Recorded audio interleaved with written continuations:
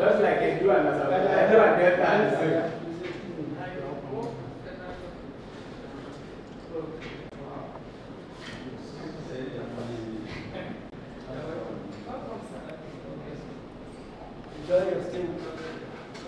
Here, the king is ruling the king. Yes. Thank you.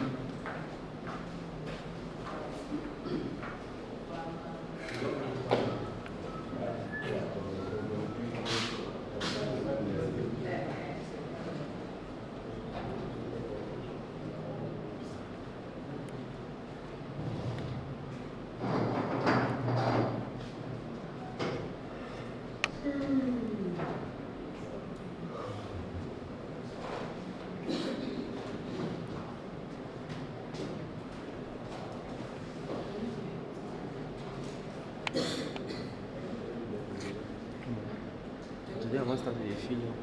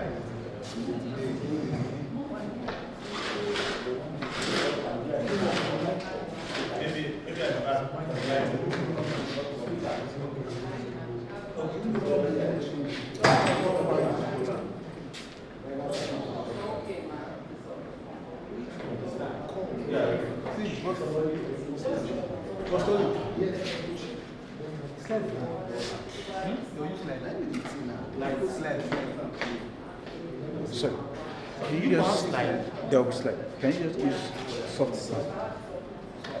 Yes, like you understand what I'm saying? Like if I grant sand down, I press it down. Okay. So the place does look like no, that's who is operating that one?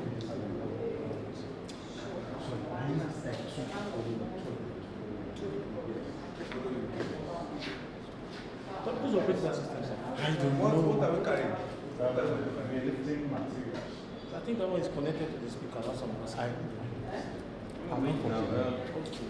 That's that guy. That tall guy. Yeah. What will be now? I also follow you. Yes, please follow me.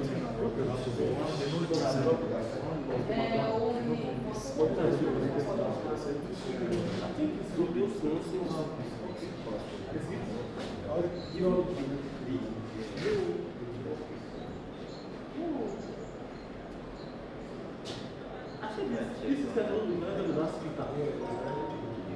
That's what I said. So you put the music in the ground. So the only thing I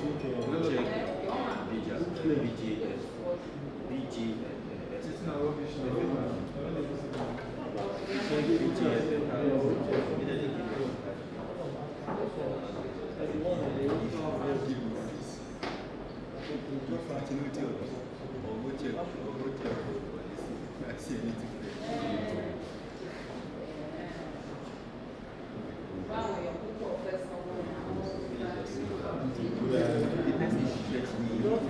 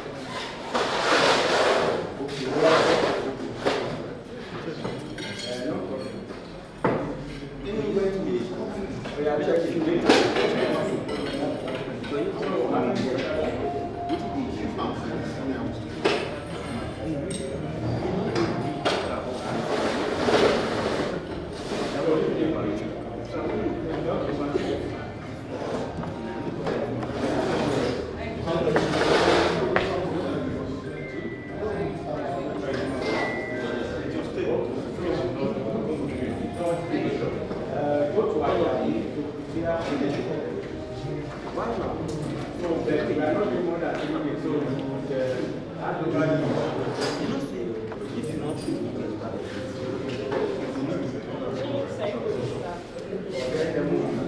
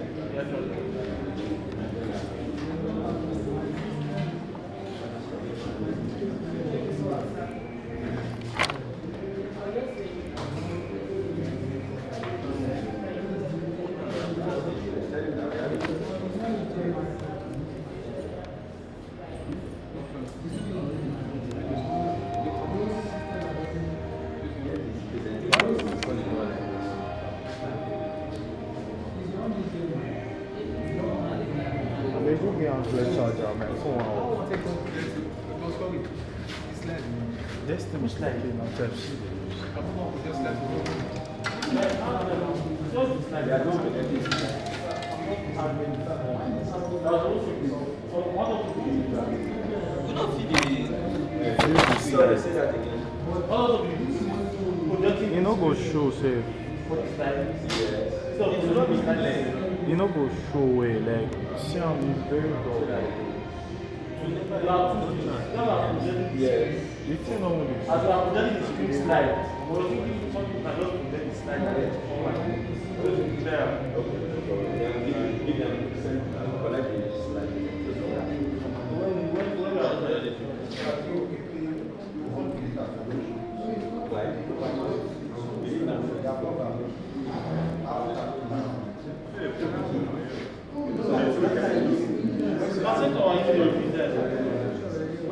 Let me send it to you. To webmaster.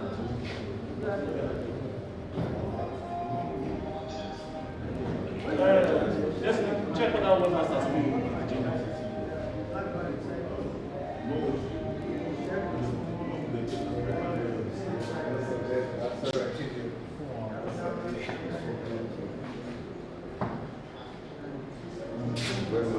Yes, webmaster.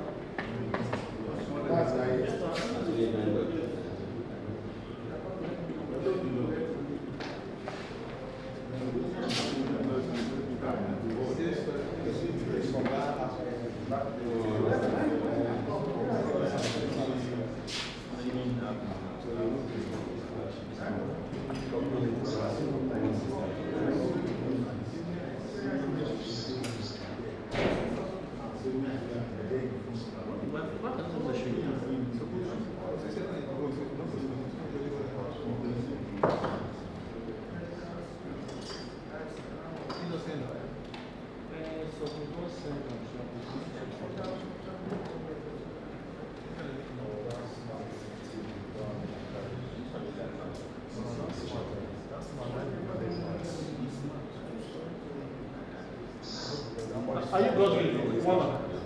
Godwin,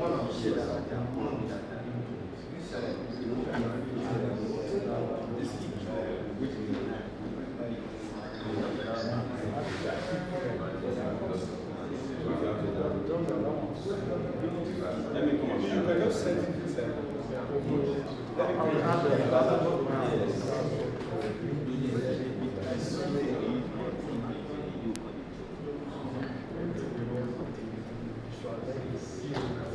all these batteries, can you capture this? I beg, this camera, try to capture this in small. Try to capture the. Just zoom out. No, I wanted you to zoom out actually. Because that's just zoom out. Remove the proof of background. Make those proof of background. But you can put one in your phone inside here. Yes. No, not zoom in. Go only this side. Or even if you zoom in, raise up. I want to capture the screen finish. Zoom is more. You know go clear. But it's not why you too zoom in, I don't want to show the screen, but make your capture on. See bank on this side, so as a bank on this low, this side. Okay.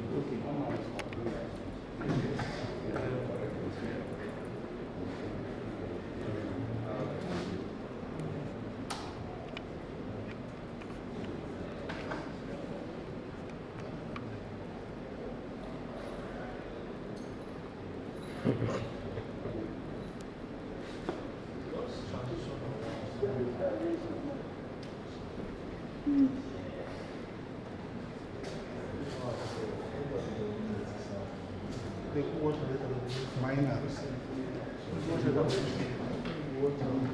Mas sai do dia.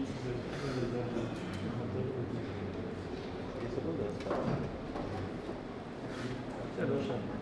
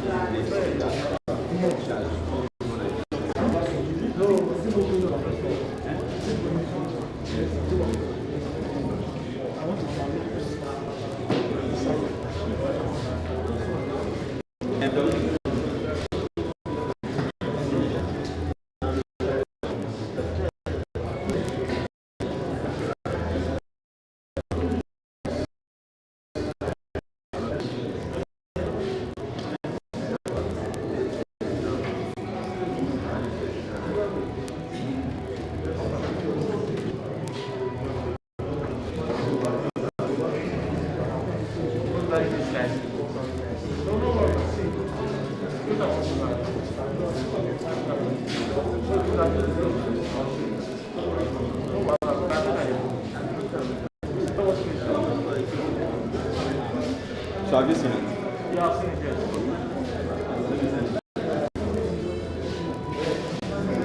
Not from this, from what kind of restaurant? Yes, that's Okay, I used to just transfer the camera. Sorry? What do you just want?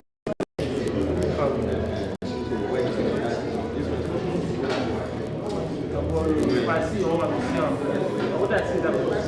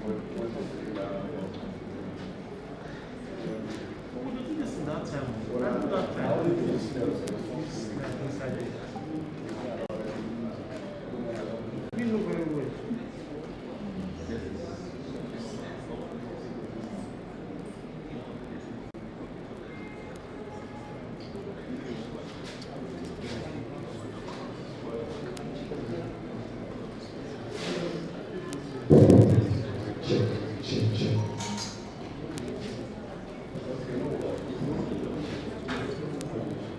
Manager.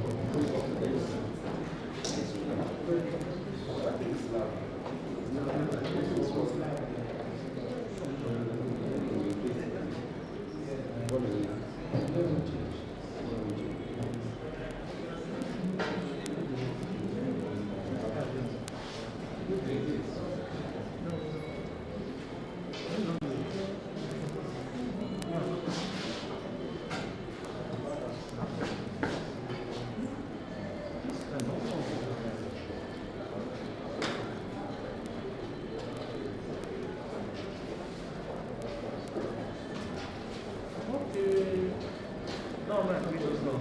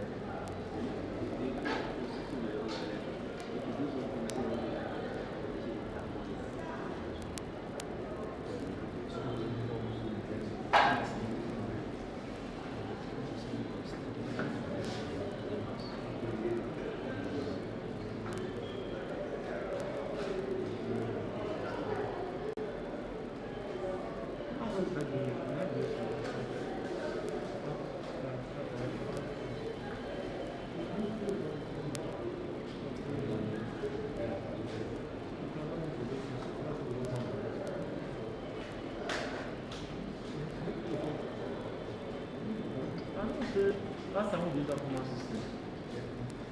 We completed all these things.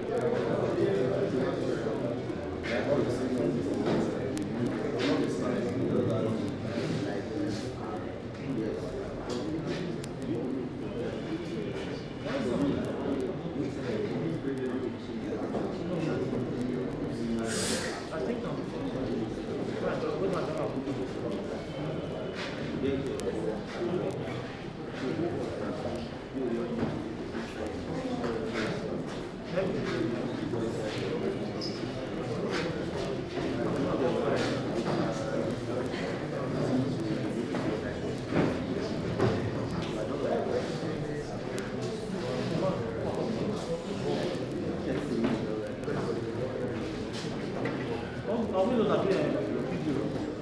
You are very sad. Walk now.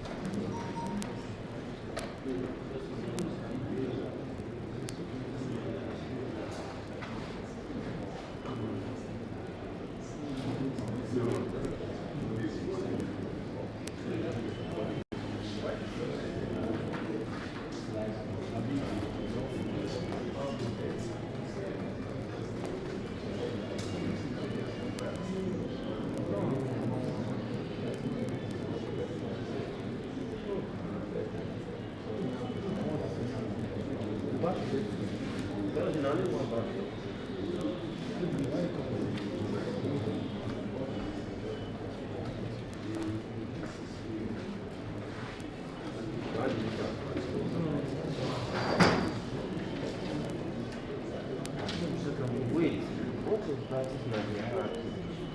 You don't check out. Don't count, go down. This is the camera. You know what that is not? Come on, this background. Wait, put the camera on.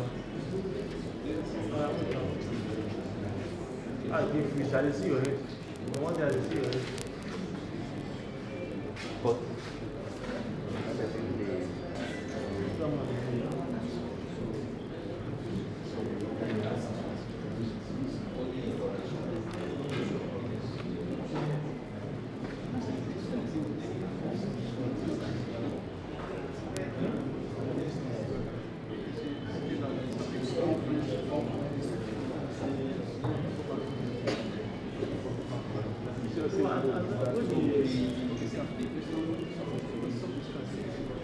What image? How do you see that? Why don't capture the guest?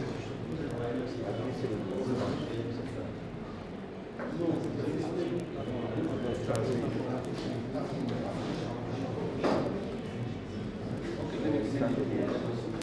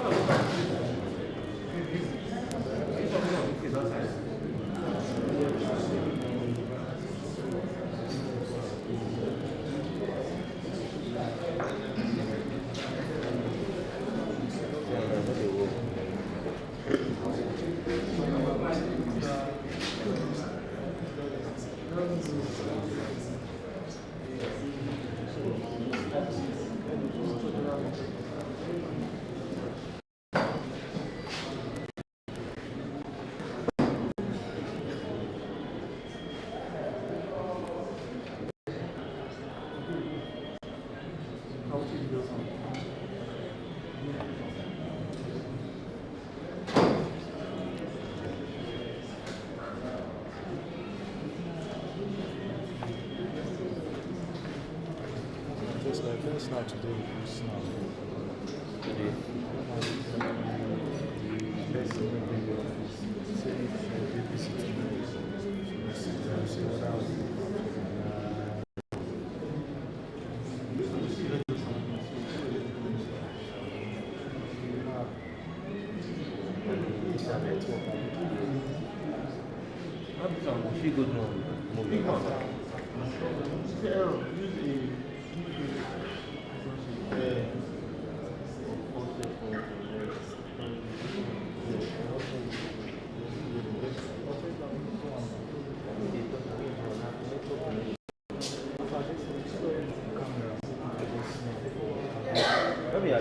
Sorry, let's PDB. Now for mama.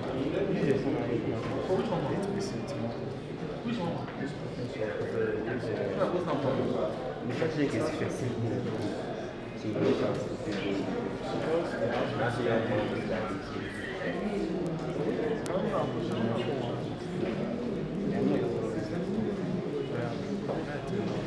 on a assez au moins.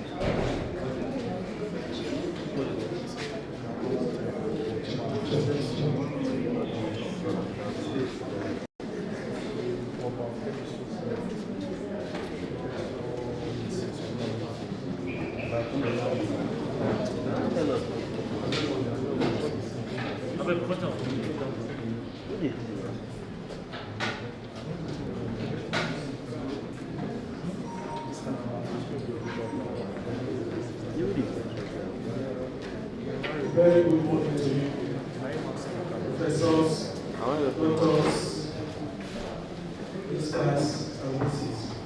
Welcome to the 8th National Conference of Sustainable Livelihood and Development Network for Africa, in conjunction with the Department of Agricultural Economics and Extension Service, University of Benin.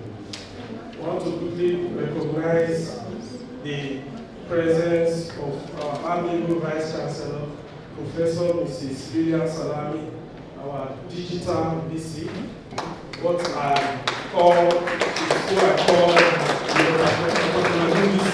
way you can see VC, someone whose environmental stride is conspicuous wherever you go. She's ably represented by Professor D.A. Tonwe. Is the Dean, Faculty of Social Sciences. He's a round of applause.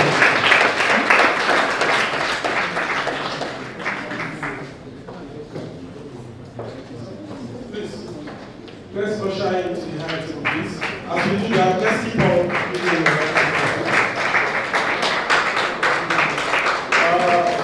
very quickly, we want to recognize the presence of our Honorable Commissioner for Agriculture and Food Security in those states is the person of Mr. Sidi Idere.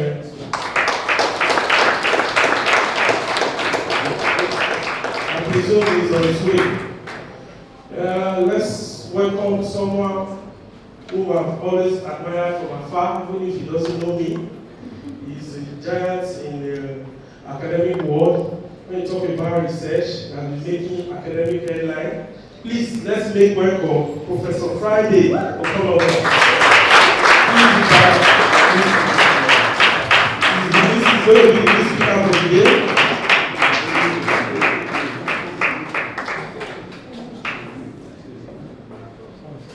Welcome, sir. The next on the list is Professor C.O. Emoka. The giants both in academic work and in science. Please let's put our hands together for him. I want to welcome at this juncture my very own dean, someone whose developmental stride is unmatched. He has done a lot of things, even considering the fact that he just assumed the position of the dean. He does these things with utmost of precision. Ladies and gentlemen, please let's make welcome Professor D.N. Izeto. He is the Dean Faculty of Agriculture. The role of this program. If you can do better than that, please.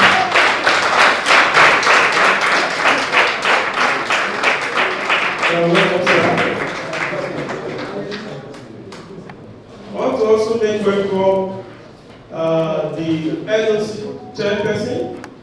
She has worked so hard to put this program together. She doubles also as the HOD of the department that is hosting this program. She is Margaret Koyeneko, professor.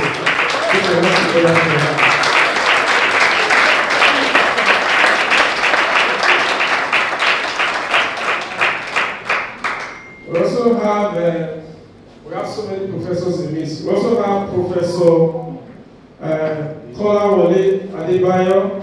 He is the chairman board of Sliding Africa. Please let's give him a round of applause. And welcome, Prof. I want to also welcome Professor V.A. Omoji, the professor in the department. I welcome Prof. Also welcome Professor Amadou.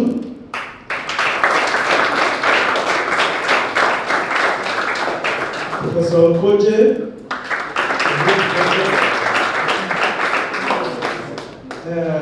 We have another professor in crop science, Professor C.S.C. Wambala. Please stand up for Professor. I almost forgot my own HOD.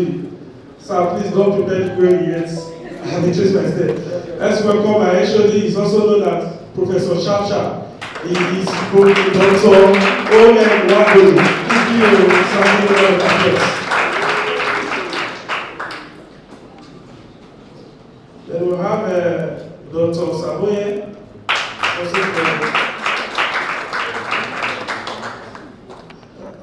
Okay. We have Director of NIFO, ably represented by Dr. Kristen Wanwe.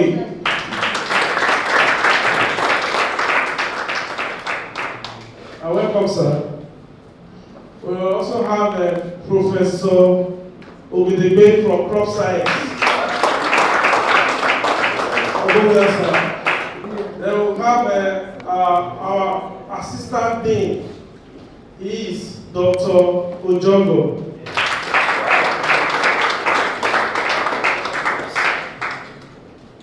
Welcome. Anytime I hear professors, doctors, I always feel sorry for my friend who is in jail now. He's always saying school is scam, until he got arrested because of a case of two fighting. Because he's not learned, when he got to the station, he started copying someone who's writing statement for murder. So school is not scam. Please, at this point, let's take the opening prayer. I would like to welcome Dr. Osaboye to say the opening prayer for us. Let us pray.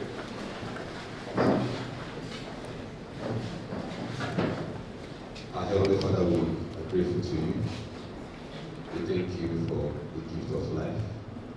Thank you for giving us the opportunity to be a part of this community and a part of this program. Lord, we pray that this program will be a huge success in Jesus' name. Amen. For those that are on their way, you bring them there safe. We pray, O God, for our speakers and the presenters, that everything will work well for us in Jesus' name. Amen. Thank you, our Father. In Jesus' name.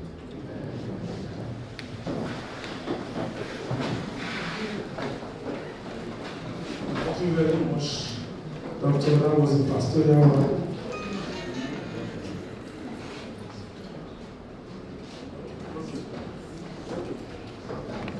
The LOC chairman just informed me now that the program is being streamed online. So many participants are watching us online. You are welcome to. I would like to welcome us once again. I'll ask us to please rise while we take the national anthem.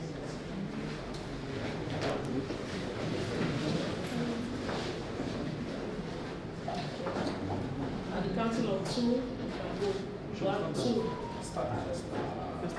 First stanza, the national anthem, please. Arise, O God.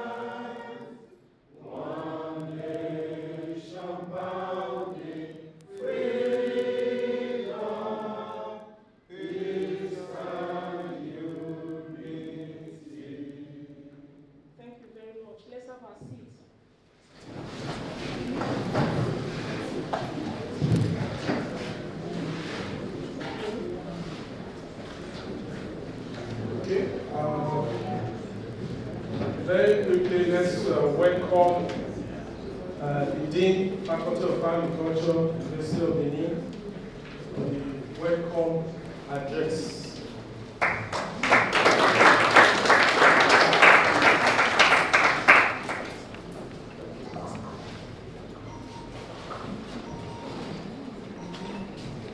Good morning, everyone. Madam Vice Chancellor, Professor Lilian Imwetiyan Salami, here ably represented by the Dean, Faculty of Social Sciences, Professor D. Tong, the convener of this conference and the chairman, Board of Trustees of SLIDEM Africa, Professor Kolawole Adebayo, a distinguished professor in his own right, and Deputy Vice Chancellor of Development, Federal University of Agriculture, Abeokuta. Our very own center leader of SERI, a man that has done so much for the university, the man that has given us this center for this conference, who also supported this conference financially. I'm talking of no other person than the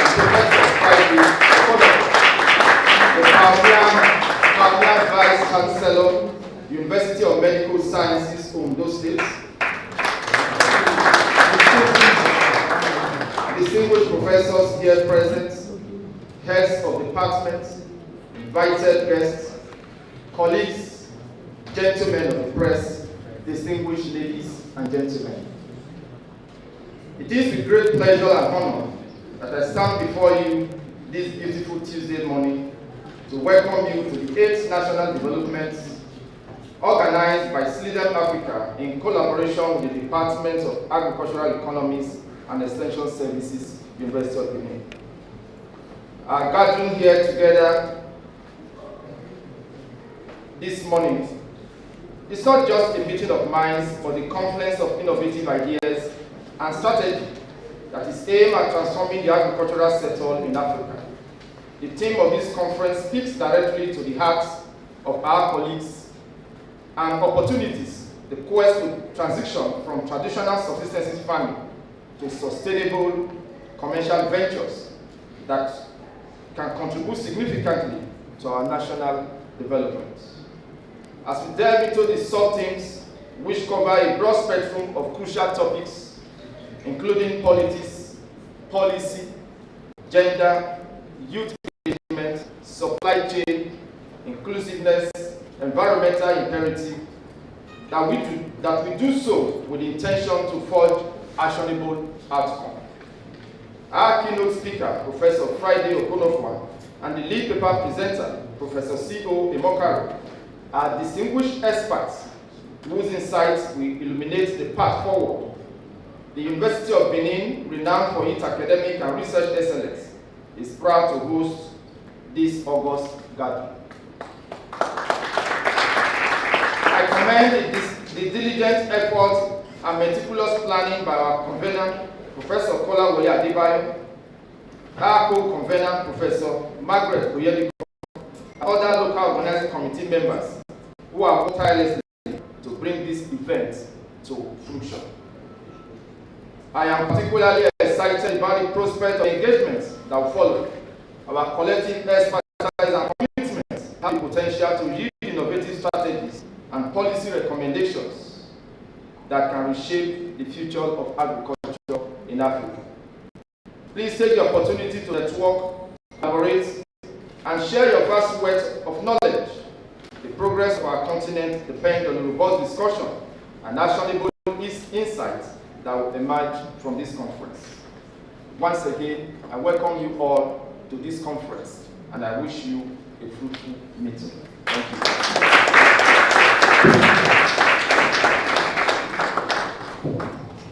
A resounding round of applause. Thank you very much, my dean, for that opening address. It was a warm one. At this point, before then, let me introduce some other guests. We have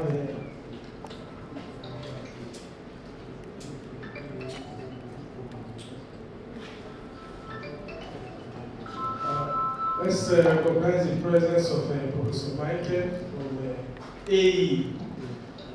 Sorry, Michael.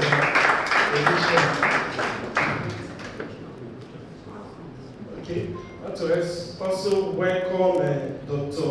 Peter. I wouldn't want to mention his own name. I don't want to pass my phone. HOD, Food Science and Technology. Okay, let me quickly welcome the VC Rep to give his opening remarks.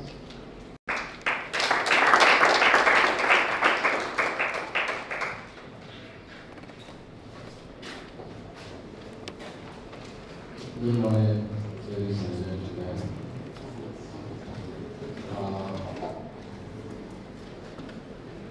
Permit me to stand on the existing protocol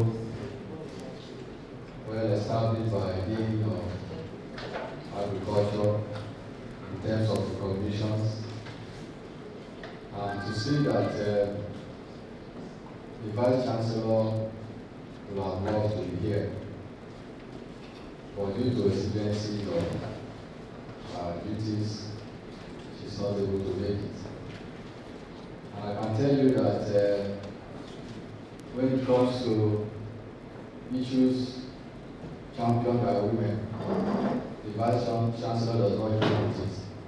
So once a woman goes in the forefront in terms of HOD, organizing, funeral, done everything possible to but the fact that she's not here speaks volumes of the fact that it was just impossible for her. Having said that, I was handed over this speech, so I'm going to read it as it is. And except very necessary, I will not make additional comments. Of course, on a general note, you know, our Vice Chancellor is always making efforts to transform this system. And this effort is also transformational. So for that reason, the Vice Chancellor has the pleasure to be at this program, the 8th National Conference on Sustainable Commercialization of Farms and Agri-food Systems for National Development, organized by the Sustainable Livelihood and Development Network for Africa, in collaboration with the Department of Agricultural Economics and Extension Service, University of Benin. I'm aware that Sweden is a non-governmental, non-profit organization dedicated to empowering communities through education, community outreach, and livelihood support. The theme of the conference, Sustainable Commercialization of Farms and Agri-food Systems for National Development, resonates with the University of Benin's commitment to research and innovation aimed at fostering national progress. We are gathered here to dissect, analyze, and reassemble our ideas into actionable strategies that will empower our farms and agri-food systems to drive growth, prosperity from our strength, which is agriculture. The conference is expected to address pertinent issues and the sub-themes of politics, policy and governance, supply chains, market access, and trade, inclusive agro-business models, value addition and agro-processing, gender and youth engagement, digital agriculture technology and innovation, environmental sustainability, resilience and risk management, financial inclusion and agricultural investment, crop, livestock, fisheries, and agroforestry practices, production. Each of these aspects is crucial also piece in the larger picture of national development. As we proceed through the week, let us engage in meaningful dialogues, share groundbreaking research, and establish networks that will last beyond this conference. The expertise and insights of our lead speaker, Professor Friday Okonofa, and our lead paper presenter, Professor C.O. Omoka, promise to pave the way for stimulating discussions and innovative outcomes. Let me just add that Professor Okonofa, who is the lead paper presenter, I wonder how he's able to cope. Anytime you want quality presentation, you go to Professor.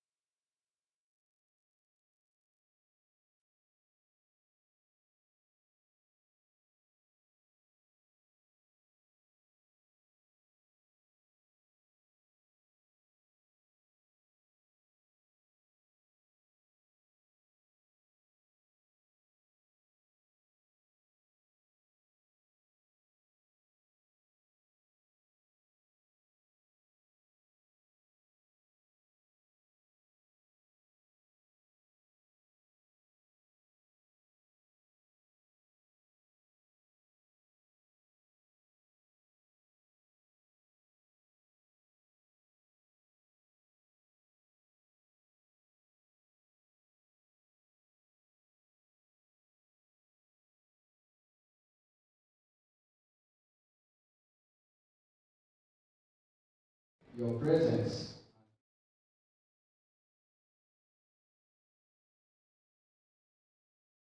in conclusion, I would like to extend my gratitude to all participants, presenters, and organizers. The University of Benin is proud to be at the fore of this initiative, embracing its role as a catalyst for change and innovation. I want to say that all participants should make efforts to ensure that this program is a huge success. I can tell you that our Vice Chancellor that I represent today always believe in team effort. Yes, some people have put this in place, but except all of us have the same drive to make it a success, to not achieve the required success. So I want to thank all of you for being here. And again, to say that I'm aware that Professor Okonofa officially, by end of this month, will be disengaged. But if I will be busy, incidentally I'm not. I'm found the law holding him back for 1 or 2 years. So I'm not looking for the busy, but I'm just saying I wish, because he has contributed so much. I wish us all a productive and transformative conference. Thank you.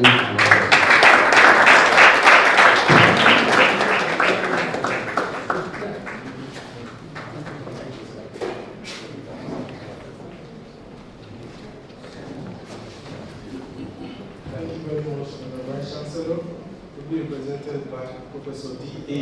Tonwe.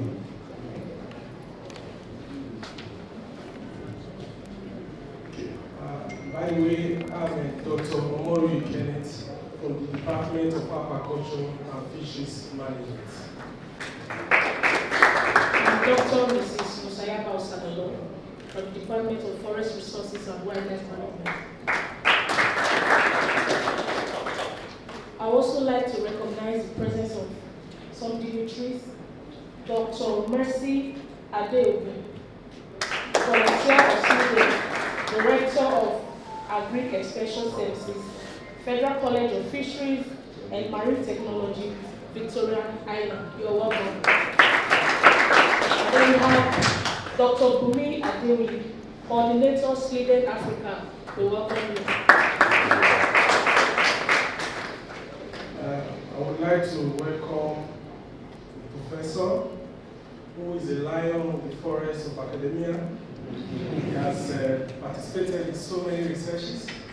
He does these things with precision. Please, ladies and gentlemen, let's welcome Professor M.A.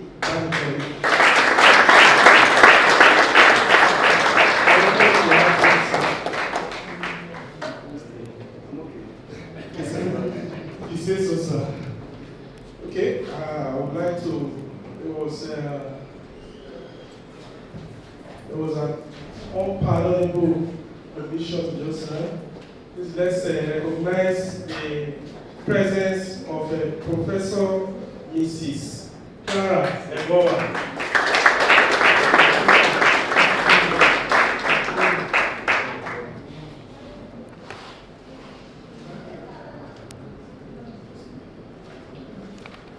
Please join me welcome Dr. Steve Kokwo, Department of Agri-food. Join me welcome Dr. Mrs. Obi Zeko from Department of Agri-Economics. We have Dr. Mrs. Kenneth from Economics Department. I would also like to welcome Dr. Orato Hai from Department of Agri-Economics.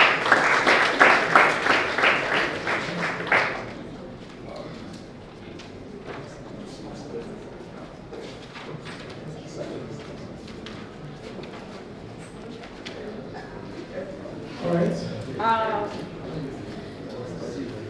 Our immediate first dean of the Faculty of Agriculture just walked in, Professor E. Arogowe. Please welcome.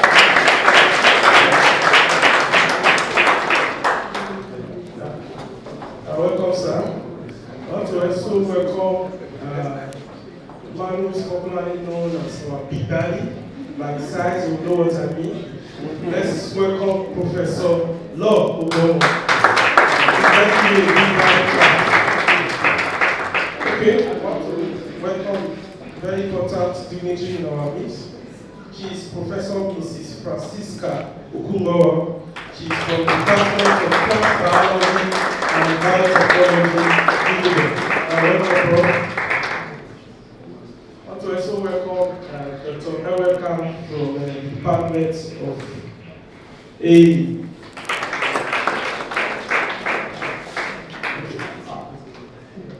At this juncture, I want to welcome the remarks from our own convener, as convener for SLEADing. He is Professor Kolawole Adebayo.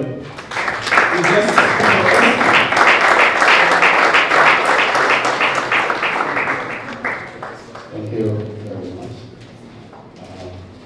Madam Vice Chancellor, Professor William Salami, AG representative, I want to beg your permission to stand on the existing protocols. Distinguished ladies and gentlemen, I am delighted to stand before you this morning at the great University of Benin for this 8th National Conference of the Sustainable Livelihoods and Development Network for Africa, generally called SLEADing Africa.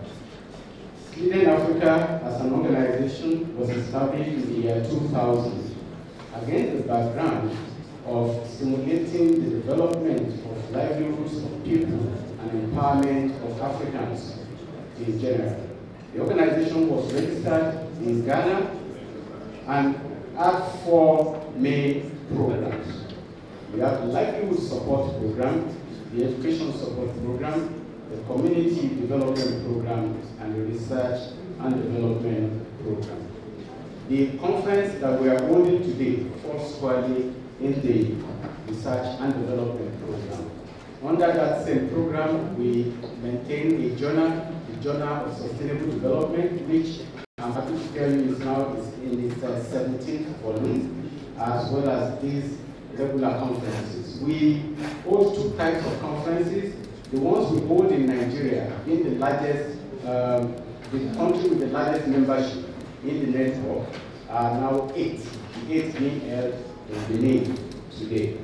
The cities in Nigeria that are hosted SLEADing are Abeokuta, Ogbomoso, and Ikwora in Oyo State, Ilorin, Kwara State, Umupike, Lagos, and Akure. In Africa, SLEADing Africa has taken us to Swaziland, to Kenya, to Ghana, and in Nigeria. Today's conference,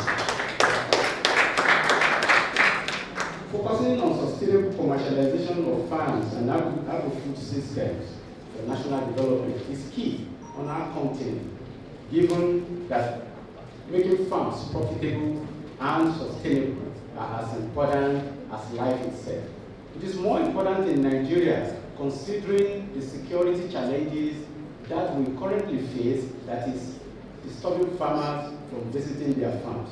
So it behoves of us as development practitioners to sit and brainstorm on how to get out of this conundrum that we find ourselves.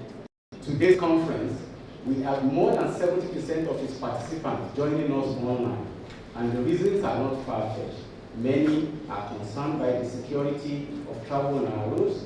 Many are concerned by the financial situations we find ourselves in the country. So we will listen to a lot of ideas, and hopefully we'll come out with some way out of these troubles. On this note, I would like to thank the Vice Chancellor, Professor Lilian Salami, for giving us the permission to come to Benin and for all that she has done to ensure that we have a beautiful conference.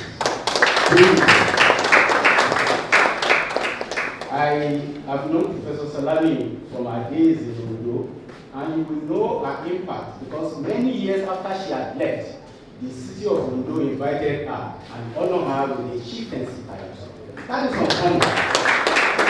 And it tells you the caliber of person that Professor Salami is.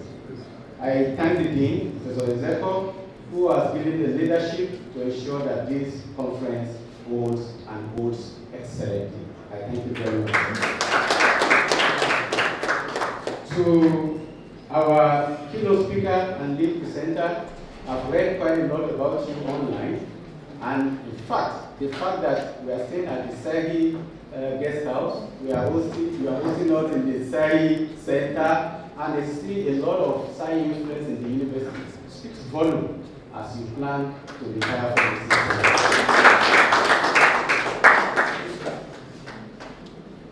But we did not come here empty-handed.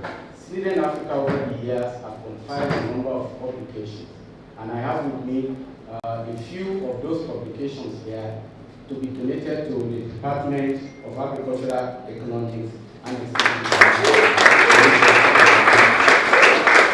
For my permission, I will hand over a few. All of this is being handed over to the department. So, with your kind permission.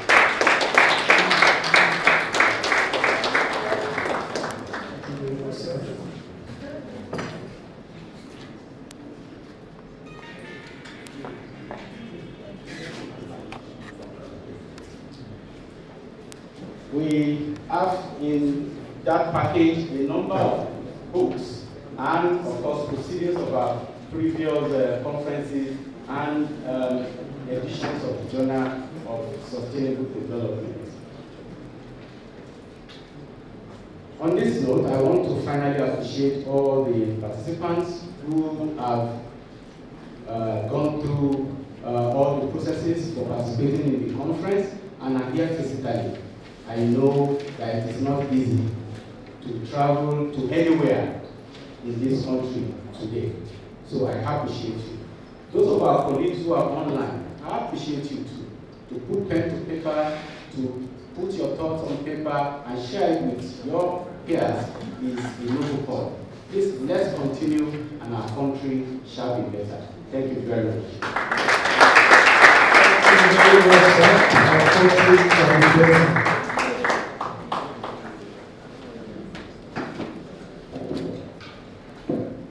Very shortly, we'll be taking our lead, the lead speaker for today. But before then, we'd like to take a few goodwill messages.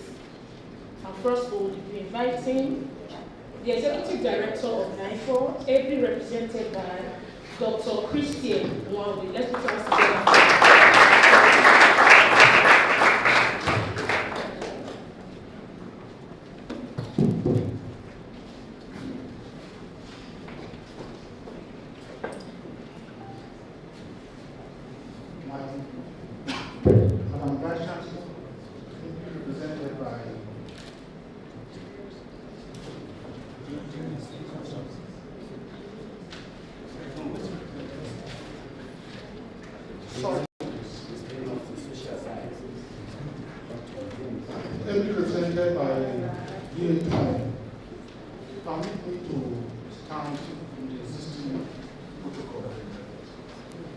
just say something briefly about NAFO. You said that this conference is out, considering the food security problem in the country, facing now. I'm from the Research and Development Department, NIFO. NIFO, as an academic institution, has over the years provided a platform for intellectual interaction for more than 84 years. The Institute is a career theater to all professional groups, including agricultural economists, professionals of which I am the most senior in the Institute. We assist business entrepreneurs to understand their investment before and during the business operations. NIFO is the only institute in Nigeria authorized to conduct research, development, and innovation on oil palm, coconut, palm, date palm, raffia palm, and shea tree. We remain the only source of genuine planting materials. The most important production factor in any agribusiness is the planting materials. And with the tree crops, we do not know the quality until 3 to 5 years later. We are people ready to compromise all important aspects of. Why are people ready to compromise this all important aspect of their business? NIFO is available online for 24 hours to meet your need for genuine planting materials and processing technologies. I bring you greetings from the management and staff of NIFO and wish you all a fruitful celebration in this conference.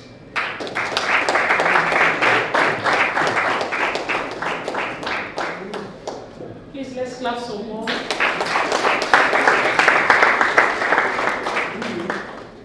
We would like to also welcome for another good message, Professor M.A. Bamikole.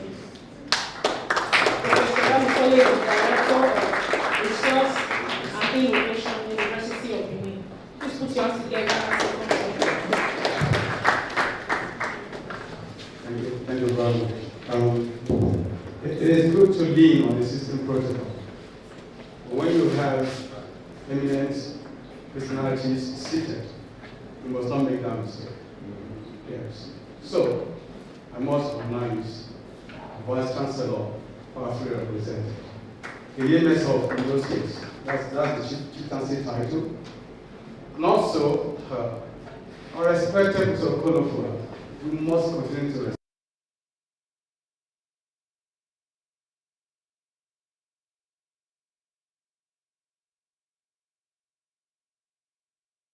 I wonder how he manages his time. Each time I read about Mr. Kolofua, I ask that simple question: how is this man coping? Today, the University of Benin, Mr. Kolofua has the highest H index. And I'm looking forward to the Twitter. So, recognizing we appreciate it. I think, Mr. Zeko, thank you very much and congratulations. Few days in office, great things are happening. We commend you. Our fellow speakers, we appreciate you. And I assume that's our president in purple. We also appreciate you. Essentially, congratulations. When I looked at the number of actions that you had within that short time, honestly speaking, I couldn't believe that. That shows that a lot of efforts have been injected into what is happening here today. So, AA department want to congratulate you and also yes, the theme of this conference is a very good one. Whether we like it or not, our population is growing. We can't come through it. We are close to 16 million. That's very striking. Yes, in a small country like ours. Our projection is also very, very frightening. That in the next 27 years, we're going to approach 400 million. That's a challenge. For those of us in the field of agriculture, how do we feed our population? We must go in a very sustainable way, whether we like it or not. And while trying to work hard to ensure that we feed Nigerians, we must also be conscious of the impact of that on the environment. That is why this conference team is very, very apt. So we must continue to embrace sustainability while we're trying to produce enough food to feed Nigerians. So I cannot congratulate the planner of these events enough. And sincerely speaking, we pray that God continue to bless you. Congratulations. Thank you very much. Thank you very much, bro. I'll do better than that. Without much ado, let's welcome our very own prof. I'm proud to have him as our own. He's the center leader, Seri, University of Benin. He contributed immensely to this very program. In fact, when I joined this hall, he made it possible. So I've been hearing about him since I was a student. Let's make welcome Professor E. Okonofa to give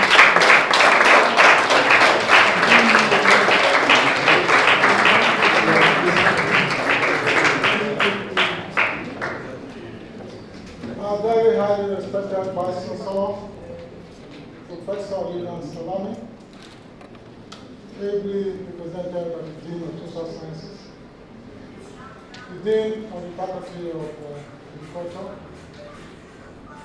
the Chairman of Livelihoods, the organizers of this conference, Professor Brandon Colley, my great friend, participants from Edo State and beyond. I want to very respectfully accept and welcome you to this conference.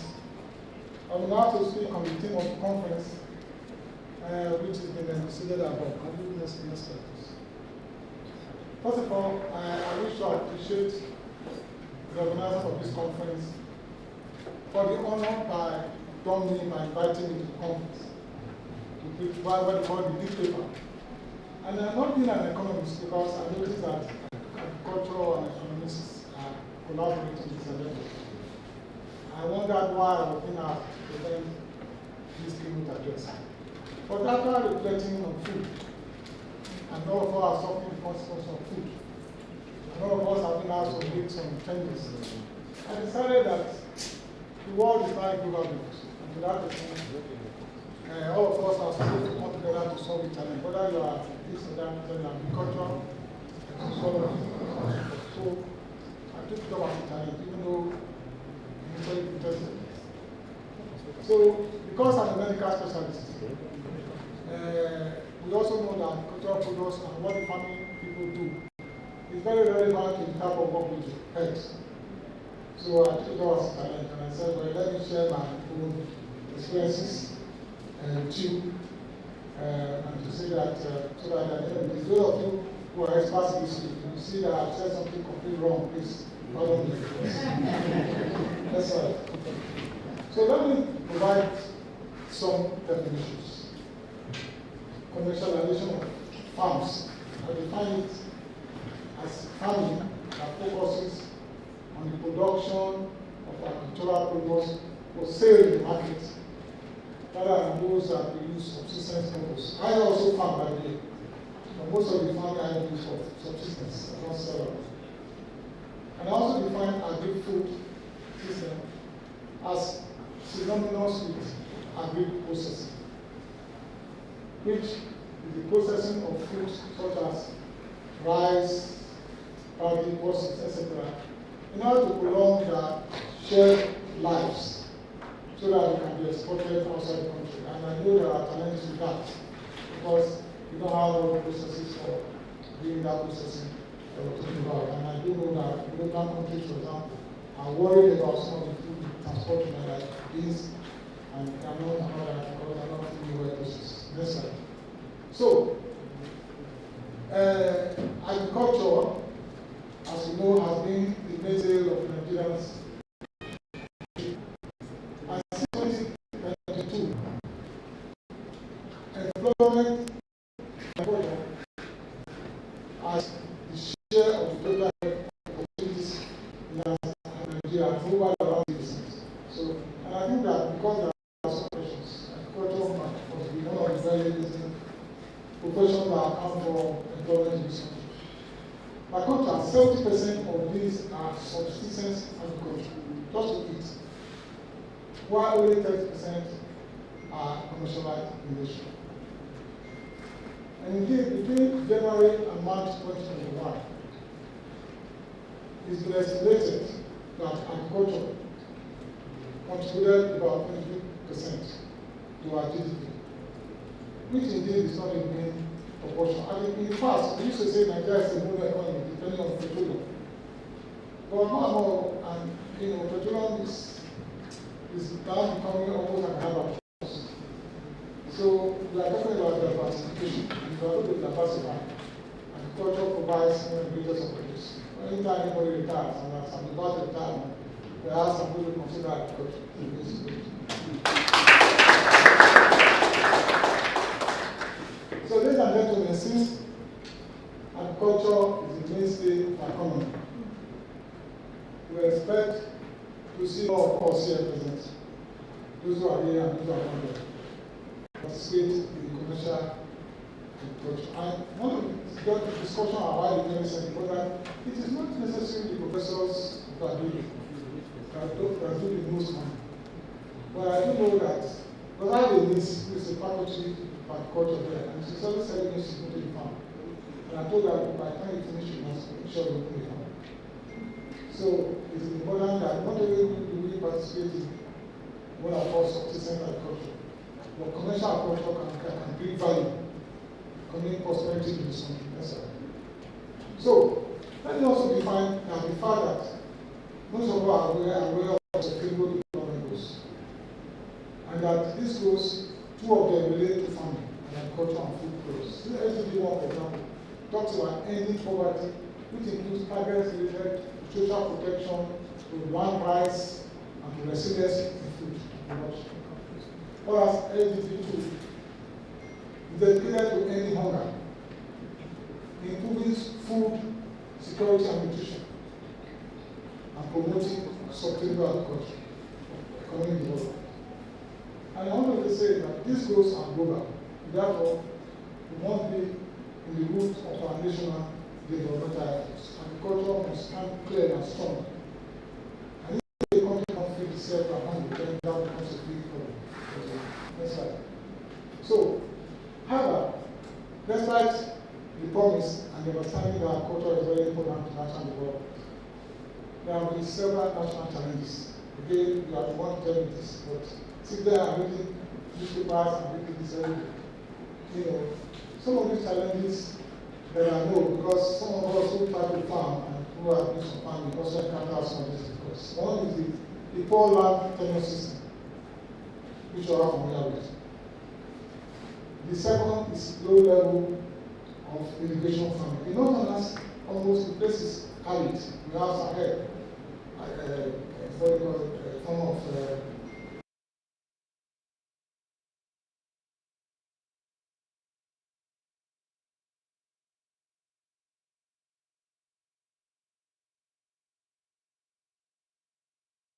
some dry season farming. The way that can be possible is through irrigation farming. Climate change, as we matter was. We see the weather moving towards us. The place is dry. And this year, we have seen how regular rain. And I was telling my wife a few days ago that April was supposed to be seeing corn coming out in April, but now it's not coming out because of climate change. Heat is destroying our farmland. And then land degradation as a result of climate change. Next slide. We all have no technology. Our technology, our agri is still dependent on manual methods. And also, and then secondly, high production costs. Poor distribution channels, high cost of diesel to want to transport food down, so that some food have increased in cost just because they have to transport it down because of the high cost of diesel. The roads are unsafe, even by Boko Haram or other type of kidnapping that's taking place, as well as the bad roads. And even though we have rail lines, they are not adequate to address the transfer from the south to the north and from the north to the south. And of course, limited funds. although we have some big banks, I don't know how well they're doing, but I still believe that farmers are very important of commercial farming. And then there are so many post-harvest losses, silos, and all that are supposed to be producing some of these things that them are not doing very well. That's the reason some of our products are not so well. And then people access to markets. All of this legitimizes the fact that there are a lot of challenges that agriculture, particularly commercial agriculture, faces in this. So, ladies and gentlemen, these challenges are embedded, have tended to shift agricultural productivity. In this way, the way it contributes to our nation's GDP, and it has reduced the amount of food we can export. Especially because our population is so rising. Most of the food we produce in this country are not enough for us to eat because of increasing population, not enough for restaurants. And 2 years ago, they told us they have rice pyramids, and we were excited. Where are they today? Where are the rice pyramids?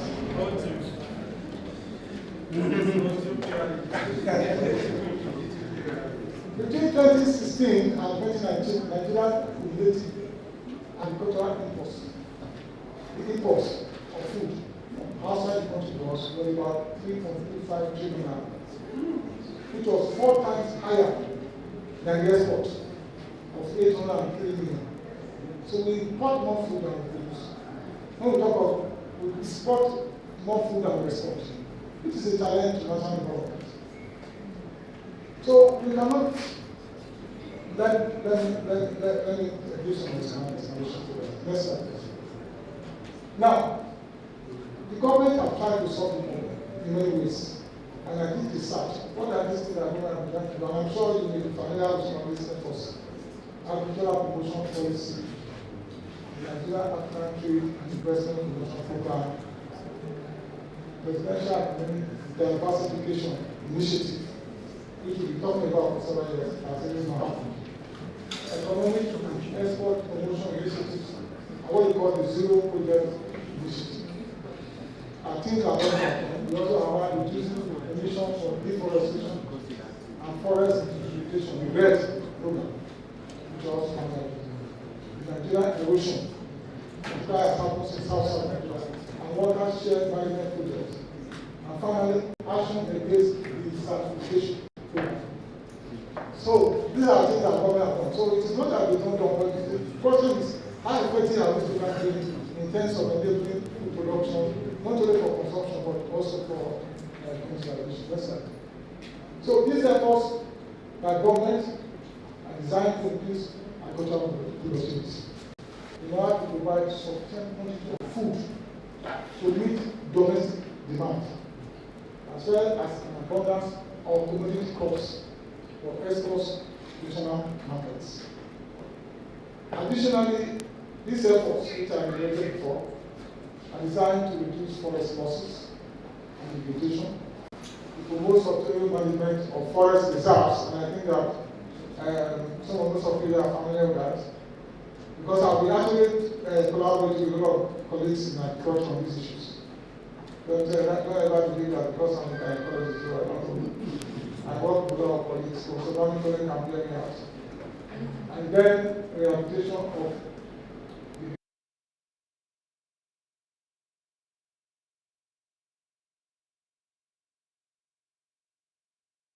how to improve road transport in order for good food. The idea of that proposal was not just the road transport itself, but they believe that most of the food that is produced in Nigeria come from rural communities. And unless there is a way to link rural communities, to transport those food from rural communities to urban centers, then we will continue to lack the foods. The rural communities are not transporting as we said.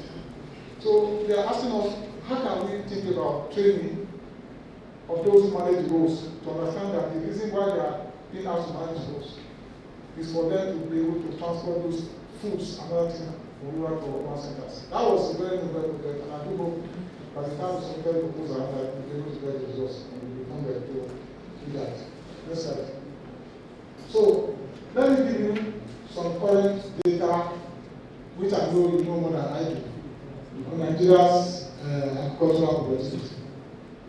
The first is that you all know that Nigeria has about 70.8 million hectares of arable lands, areas that can be cultivated.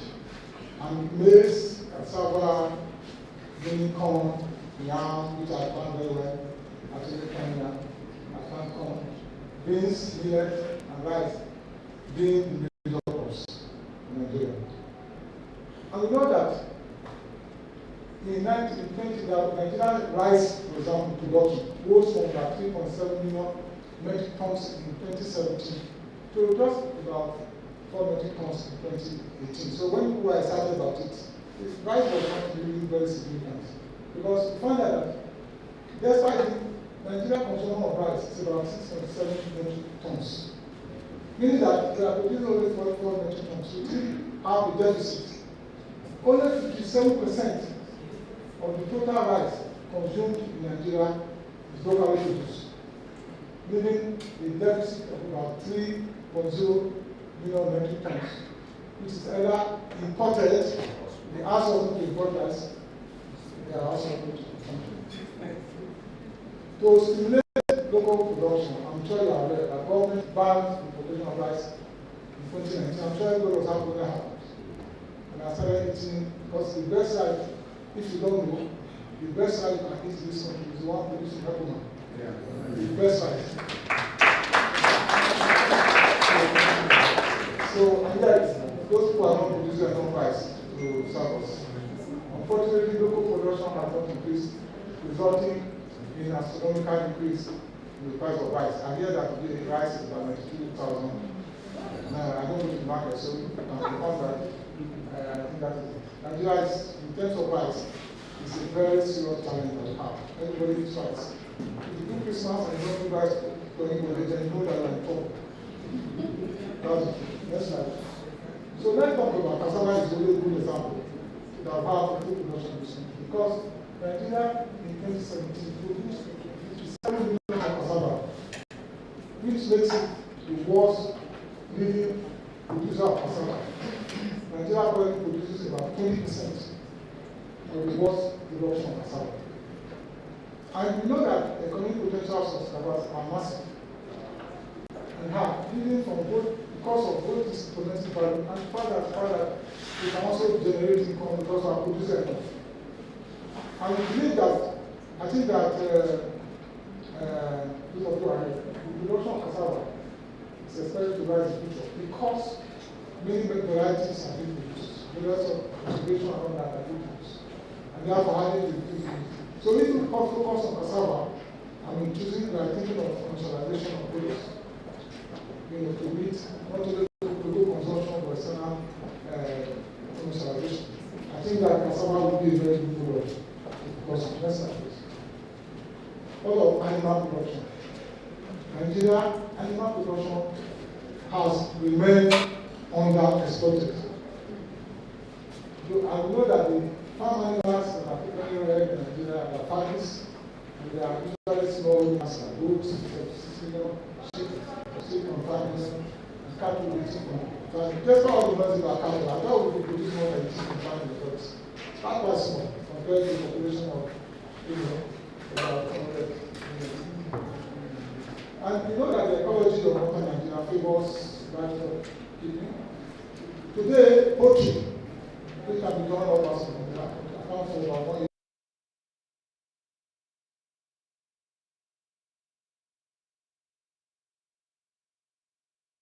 production. We eat so much of it. Nigeria is a carnivorous country. Honestly, and you know, I'm a medical doctor, I'm not more. You want to live long, stop eating too much animal foods. Animal protein from health, animal fat is not healthy. That's why I'm making my medical connection. Plant-based products, if you want to live up to 70 or 80 years, please eat more plant-based products.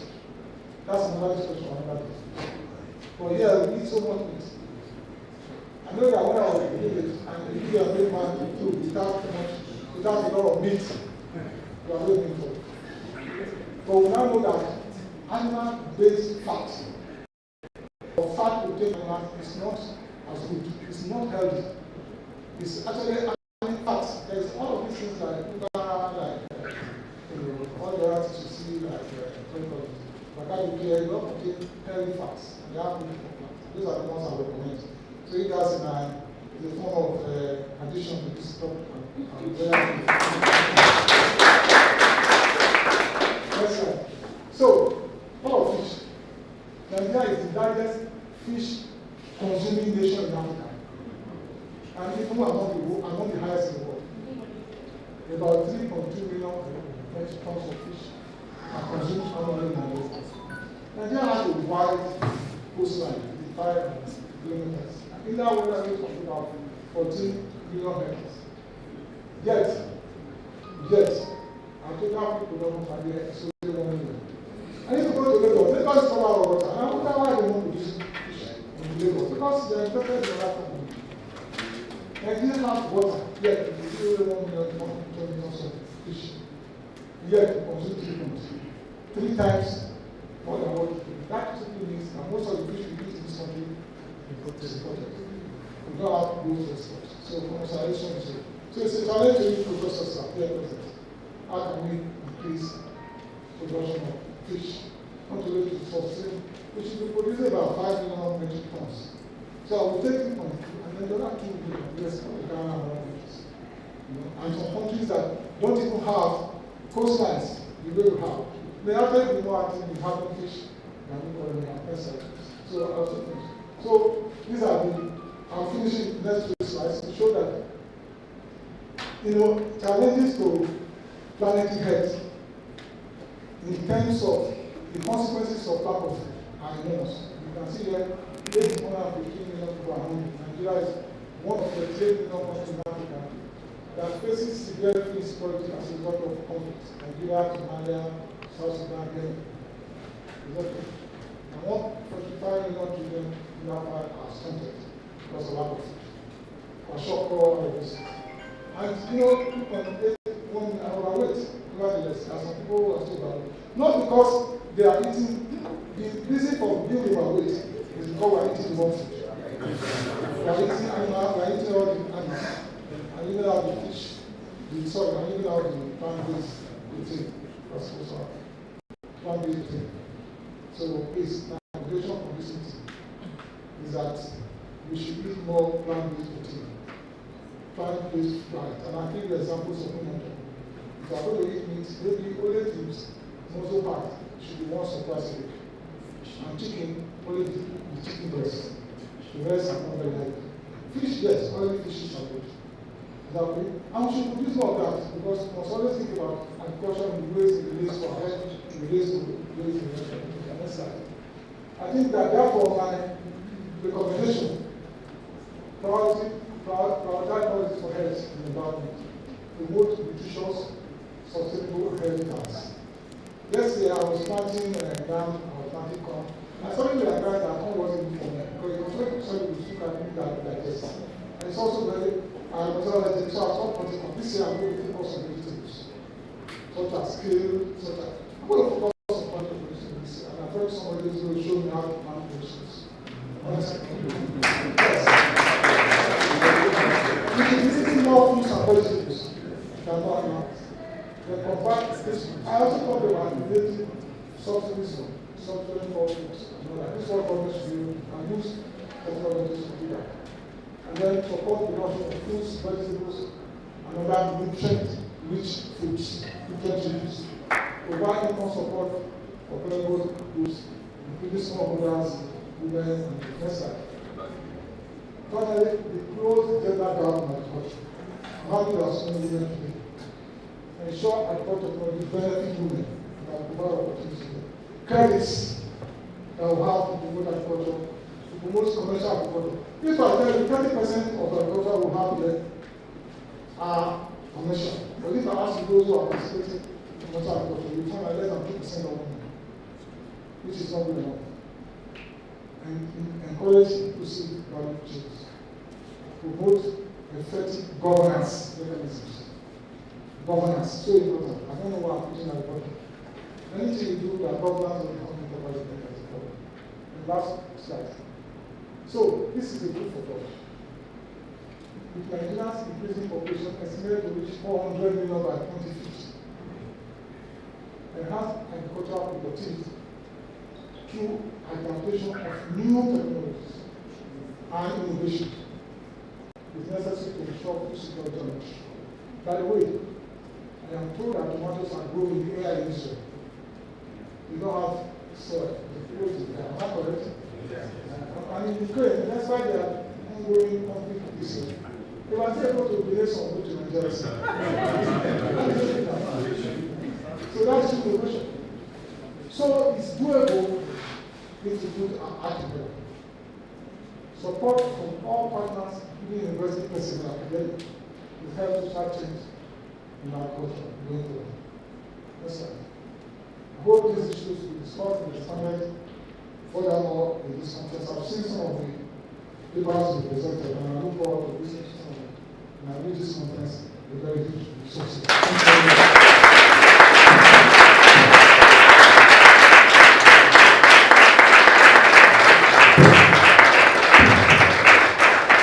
you very much. You agree with me that there's a relationship between agriculture and medicine. Yes. And the first medicine for the body is food, and without food, drugs can work. So agriculture is a concern for everybody. As far as you eat food, agriculture concerns you. Would agree that was a very well delivered lecture and very inspiring. Let's appreciate Prof. today.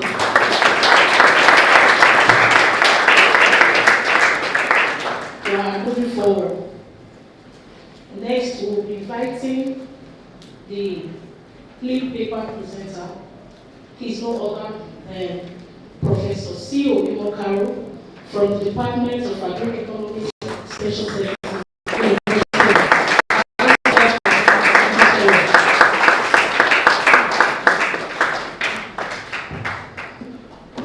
Madam Vice Chancellor, ably represented by Professor Tony, the Dean of Social Science, the Chairman of Sliding, Professor Friday Okonofa, the man that everybody knows. And one thing that I will say about him, a lot has been said, I'm always awestruck by his humility. I remember as director of, I know you have probably forgotten, you rescued us from the Center for Distance and eventually they came and we got the NUC validation. Thank you very much, sir. I thank Able Team, Professor D.M. Zeko. I thank my head of department. I thank the academia here present, ladies and gentlemen. I am grateful for the opportunity to be presenting this paper, and I must commend the Center for SERI for a well-delivered paper coming from an expert in the health sector.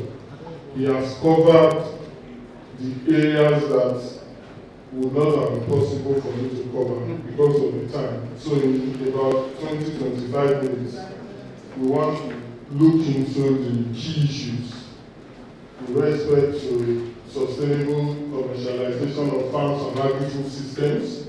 Then we look at national development. We will just touch it so that we will be taking off on a very good stand.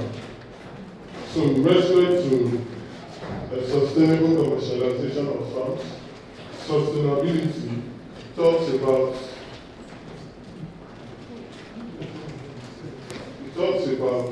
is a system that is interested in productivity without depletion. You know, the reason why this explanation is important is that severally we have attempted development, but the result has left the earth in a very bad shape. And Africa is not responsible for what has been done to the earth today. A lot of us are aware, but we are in a position to do things differently because we are now developing.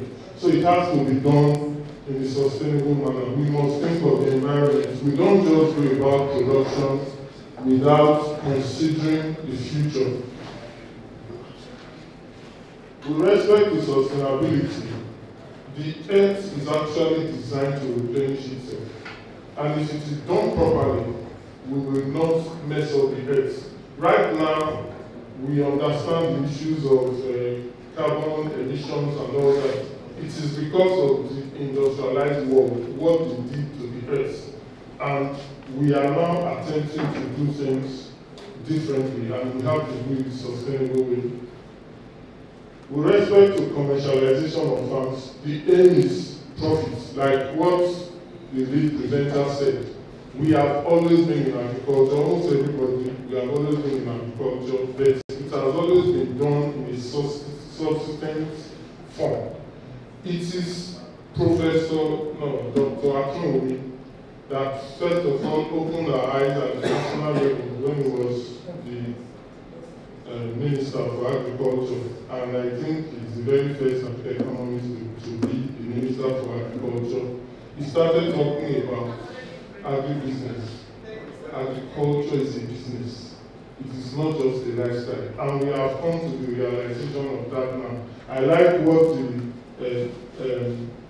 the sliding lead said about the difficulty in going to farms. That is our reality currently. Now we are having to rely on other countries for food that we can produce. It is inexcusable, considering what we have.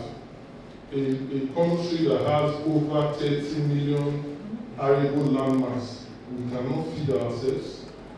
Now this is where we now must put on our thinking cap. How do we do this? What about homestead farming? I'm very happy with what Professor Conferemce is saying. That is what we should be doing. And we want to now look at how to make a business out of that. Even when you are producing at your backyard, how do you make a business out of it? If you are planting, and I must say, the vegetable farming that he mentioned, it is highly profitable. And I thank God that the man is a very wise man. He's going to learn how to do it. And he will be taught properly. Because so much will come out. Benin City will be almost 2 million by this year. In terms of population, the fourth largest city in Nigeria in terms of population, and we must feed. The food we used to rely on from the northern part of the country is no more coming the way it was coming. We understand what used to happen. And the way Benin City is, the way Nigeria is, the way Edo State is, we are seeing this is no more theory. There is hardly any of those things. Is it cucumber? Is it watermelon? They can all grow here. Onions, they can grow here. Leafy vegetables, we have tried them. So we must now look at what the commercialization aspect of our production is. How do you take food from farm to fork? That is agri-food systems. You know, in production, you have 3 levels. You have primary production, secondary, and tertiary. What we are focused on is primary production.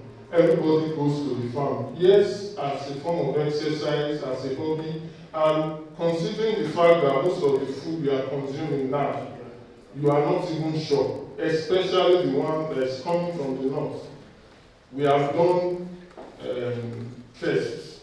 The level of application of chemicals is high in many of these, and it is usually without much regulations. They don't seem to follow the regulations. If you plant, if you grow vegetables, for example, and you need to apply plant chemicals, you don't harvest immediately. Even the ones that raise cattle, if you relate to those cattle areas, they give vitamins to their cattle during the process of rearing. You don't slaughter immediately. If you administer drugs to your birds, you don't slaughter immediately. You must allow for time for those drugs that you have administered to be assimilated by the body before it becomes safe. But many of these things are flouted. If you taste some of these cucumbers that come from that side and the one you plant, you will see that there is a difference. So we are going to have to start growing our own crops. We are going to start paying attention to organic production of some of these crops. And with respect to development, with respect to national development, it is important to explain the role that such agri-systems will play. Because we cannot talk about development without addressing the issue of agricultural productivity. That has been the bane of this country. If you look at where we are coming from, Nigeria was progressing steadily until the issue of agricultural development was neglected in favor of petrodollar. That was where we missed it. If we had time, we would have traced it. But what can we do? What is development? Development is not just growth. There is a world of difference between economic growth and development. Growth is increase in number of universities, increase in population, increase in GDP. But the quality of that increase is what development is about. Development is far more fundamental. It talks about improvements in superstructures. How are you doing things? Your technology, the quality of your food. Like what the lead presenter was saying, we eat a lot. But what does that, if you take the plate of the average Nigerian, what does it constitute? It's largely carbohydrates. It's largely high-fat proteins. But if you, for those that have traveled, from the kind of food they will serve you in the plane, you know, it will look small. You will think that this will not fit you. Everything has been calculated. The quality of vegetables that will be there and all that, that is what is an indication of what development is. What about our health? What is the life expectancy? These are the things that can happen when you have fixed the agriculture. So agriculture that is properly developed is a springboard for national development. The examples are here. The American story, you know, if you go and read the story of America, the original owners of America, the indigenous, the West Indies, were grain farmers.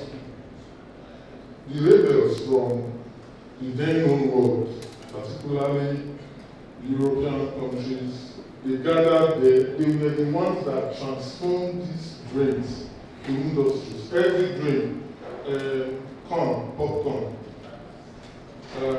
cornflakes, rye, the brewery industry. Just mention any of the grains. Zipali, brewery industries. What else? Sweet corn. You see all manner of ethanol coming out from all that. So every crop in Nigeria, we roast our corn and eat it whole. We don't create an industry out of it. You know, I usually ask my students, which one do you prefer? Most of them like sweet corn for fried rice. I mean, it's just corn that was preserved in its state. So I asked them, this one they will not agree with me. Why don't you use corn? They say, no, it's not the same. You know, somebody has thought of how to preserve sweet corn. So it's more expensive. A cup of sweet corn now should be well over 1,000 naira. How much is a cup of corn? It's not just that. So this is the idea behind industrialization. You take the crop, you take it through the value chain of production to the table, from farm to table. That is what they did. The story of Malaysia is there for everybody to understand. It was just farm oil. The story of Brazil is there. Cane sugar. Other countries, Thailand. We talk about rice. It is a shame that we still are not self-sustaining in rice production. As children, most of us preferred that Ekoma rice because of the sweetness, the aroma. I did my service in Benue. Benue community is a rice producing community. It also had its own aroma. What is the problem with rice production? Why do you see stones in rice? Do you plant rice with stones? No. It is processing. In the process of trying to get it to the table, stones, they spread it on the ground and they pack it with stones. So why can't we get the technology to distone the rice? Why can't we get the technology to dry the rice and have our own special brand to the world? I ate on Uben's rice as a child. Somebody did that. So there's so much that we can do. Botswana has more cattle than human beings. Yes. I went to a factory in Ghana where they produce fresh mango juice without pasteurization. And we export it to Waitrose in the UK. The shelf life is 6 days. And the business is booming.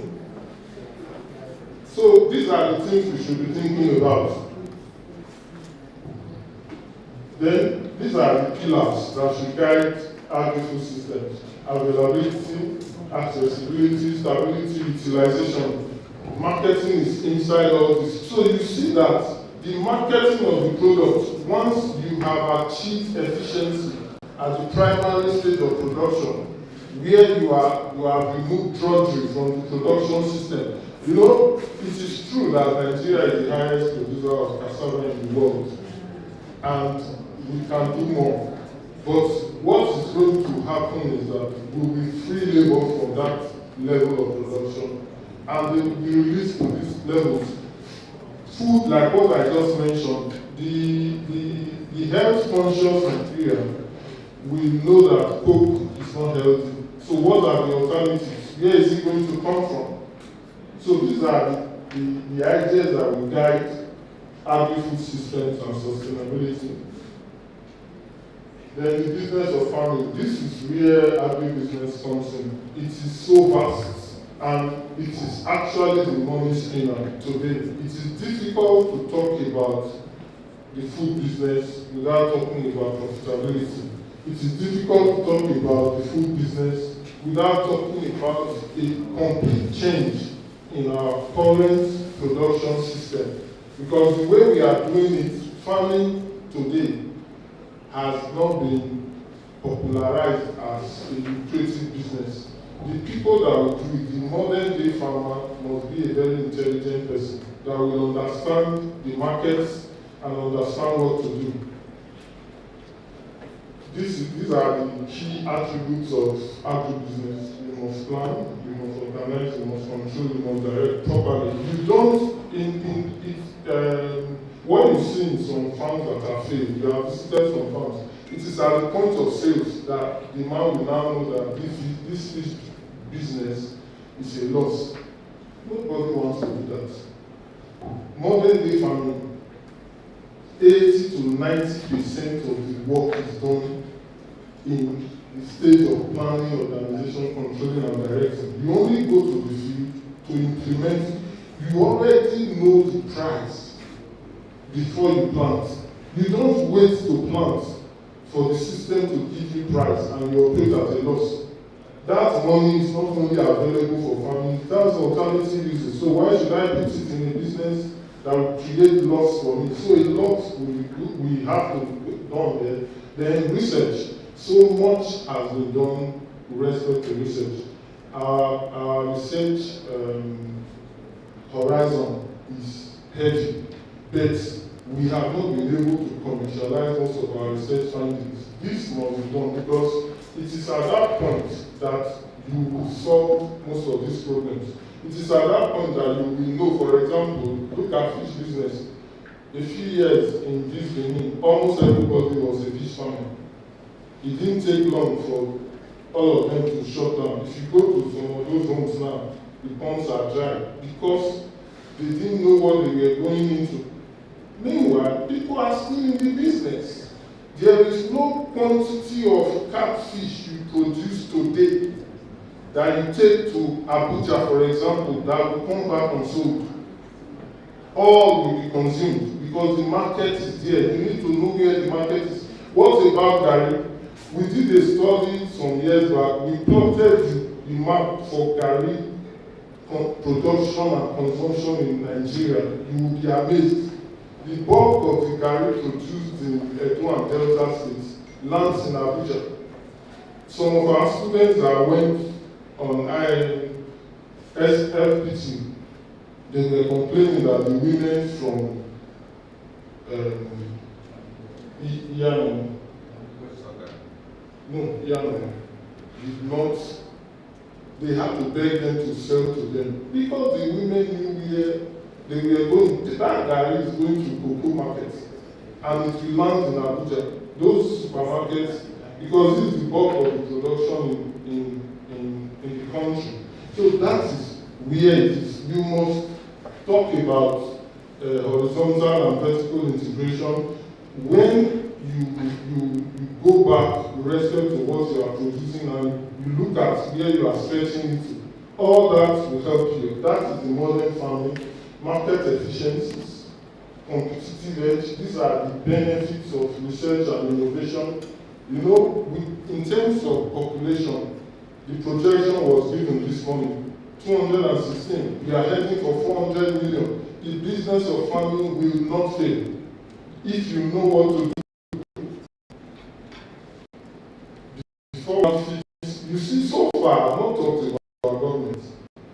Because that is what the first paper presented. The government is doing what it is doing. There is no guarantee that government will stop doing what it is doing and change. But even at that, agriculture can still be profitable. Then this is the naira and cover of agriculture. Profit is the positive difference between total revenue and total cost. The more you reduce your total cost, the higher your profit. This is where research comes in. Whatever you will do, let's take fish business for example. 70–80% of the cost after you have secured your fish cost goes into variable cost of production. So how do you feed your fish? If you are feeding your fish the same way every other person is feeding, then you will be at the mercy of the market forces because you are not a price taker. You will take the price that is operational. But if you are able to play with, because what constitutes total cost is both variable and fixed cost. What constitutes total revenue is the quantity you produce multiplied by the price. You don't have control over price, but you can control the quantity and whatever goes in there. So this is why you cannot ignore research and the adoption of technologies, because the business is there, the businessman is shrewd, and he goes for profit. Whatever will give him profit is what he will pursue.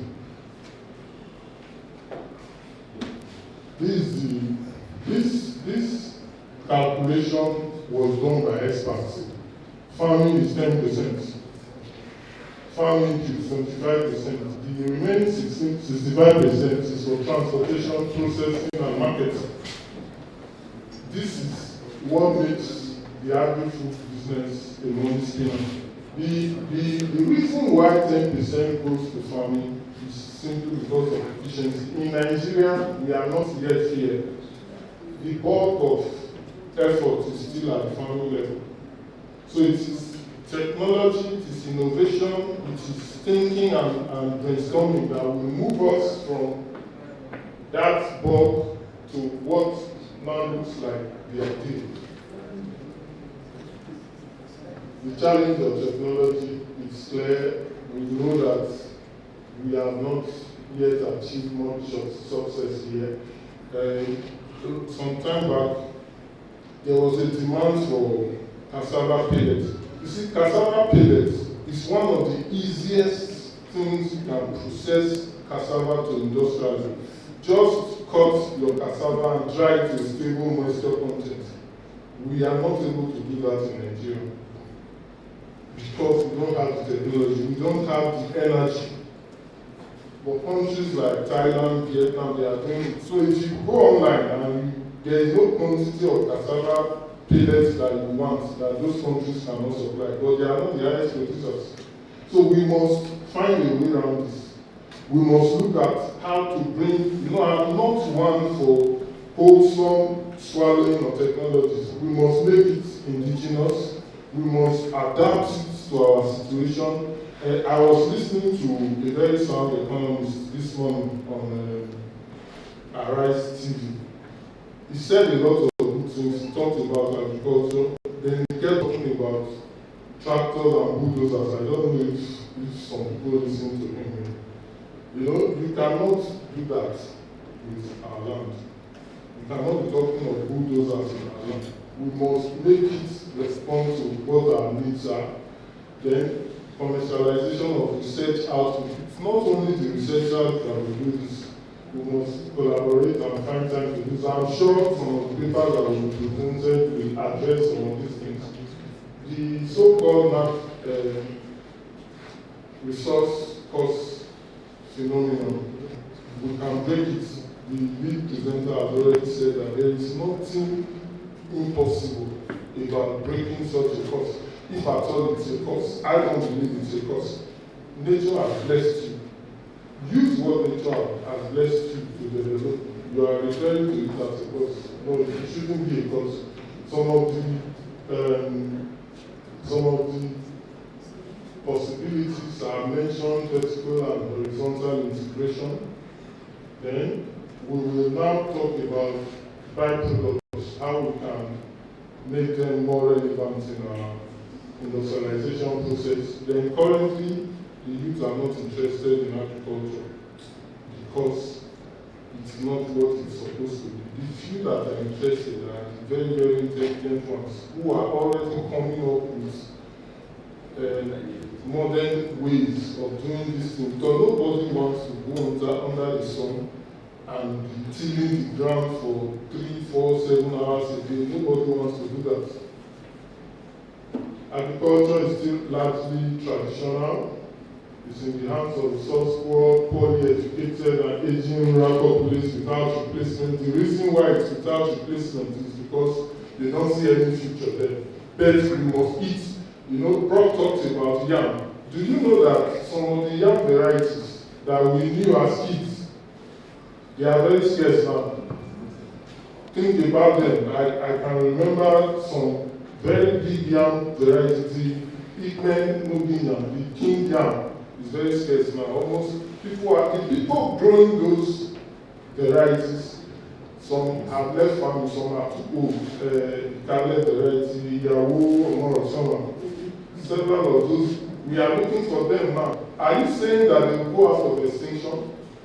One day the Chinese will come here, pick those varieties, and start rapidly multiplying them. And we will now be importing it from them. So we have to do something. Then agriculture, especially in the south. In the south, Western Nigeria is doing relatively better than South and Southeast because they are taking it more seriously. I don't know why the North will be, any farm you visit in the North, the smallholder farmer has a wash bowl. He may be doing any other thing. At some time of the day, he comes to irrigate his farm. They don't have water. We rely on rain-fed agriculture. Why? But in your compound of 100 by 100, 100 by 200, you don't have any excuse anymore. It has been demonstrated that you can actually get up to 1,200 tubers from 100 feet by 100 feet. Using the square feet technology, those can be done. Water will be available. If water is available, you can even you can reduce the spacing is taken care of. Even the maturing, right now, the yams in my garden, they are broken dormancy, they are already sprouting. So you don't have to wait for rains to do that. You have irrigation to do it. Then, the issue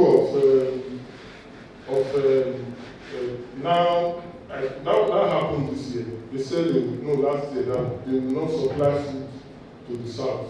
It's a challenge.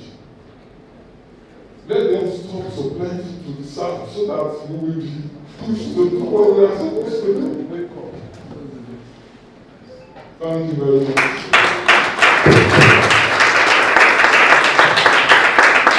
Thank you very much. That was so considered. We broke the lecture to the basics. Thank you very much, Prof. We must do something.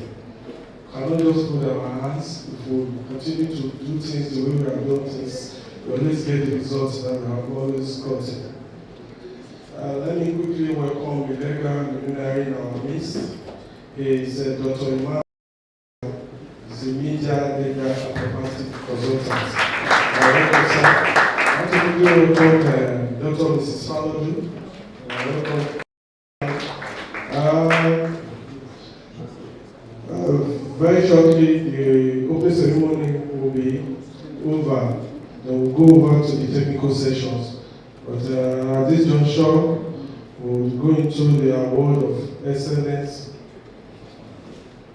First award of excellence will be going to our amiable Madam Vice Chancellor, ably represented by Professor Towe, and the Dean Faculty of Social Sciences, to be shortly followed by another award of excellence for mentorship to Professor Friday E. Let's quickly get that done.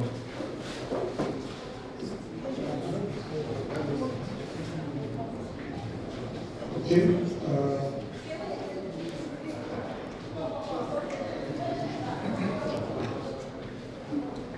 Sorry, trying to get that done. I think the last agenda will be the vote of thanks and LOC checkers. Okay.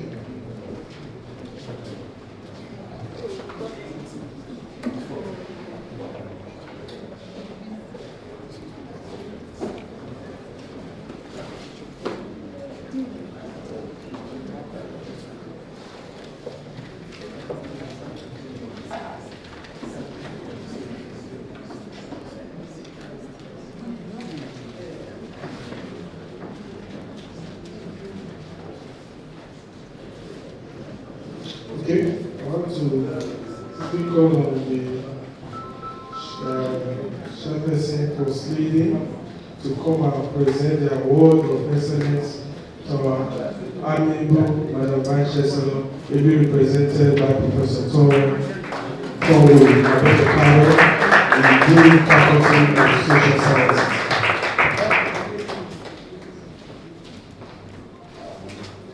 This award of excellence in inspirational leadership is presented to Professor Lilian Salami, Vice Chancellor, University of Benin, in special recognition of your visionary leadership, unwavering dedication to academic growth, innovation, and legacy of intellectual and scholarly achievement for sustainable development on behalf of Syrian Africa and the AE Department.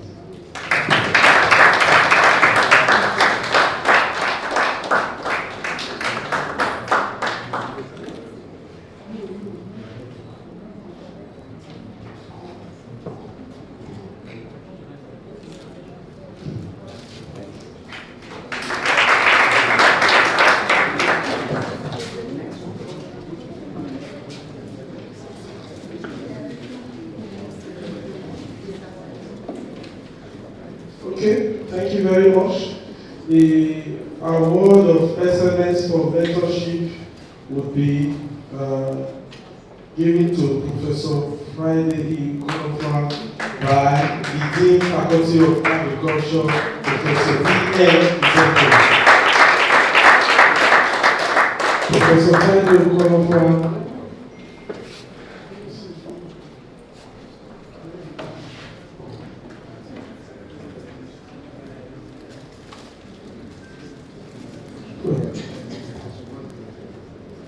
Professor Friday Okonofa is a professor of obstetrics and gynecology and director of grants and research at the University of Benin, Nigeria. He is a fellow of the Nigerian Academy of Science and the African Academy of Science.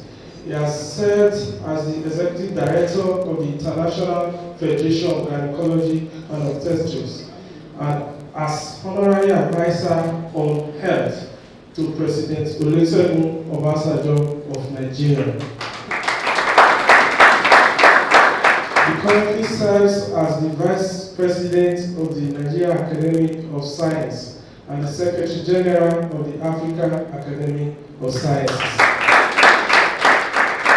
Professor Conferemce is a global champion in women's health, a discipline where he has published more than 370 journal articles and 10 book chapters, 3 books, and obtained 52 international research grants. He is the founder of the Women's Health and Action Research Center, one of Nigeria's leading NGOs, and the founding editor of the African Journal of Reproductive Health. He is a member of the editorial board of the British Journal of Obstetrics and Gynecology, editor of the BMC Pregnancy and Childbirth Journal, and a reviewer to several international journals. He is the past editor-in-chief of the Proceedings of the Nigerian Academy of Science, published by the Nigerian Academy of Science. He has served as program officer at the Ford Foundation and as consultant to several international agencies, including the MacArthur Foundation and the World Health Organization of Livelihoods. He is the team leader of the World Bank Center of Excellence in Reproductive Health Innovation and the coordinator of the World Bank project at the University of Benin in Nigeria. Wow. He completed this term, I beg your pardon, as the pioneer Vice Chancellor of the first University of Medical Sciences in Ondo State in Nigeria in March 2020. And now he is the Director of Grants and Research at the University of Nigeria.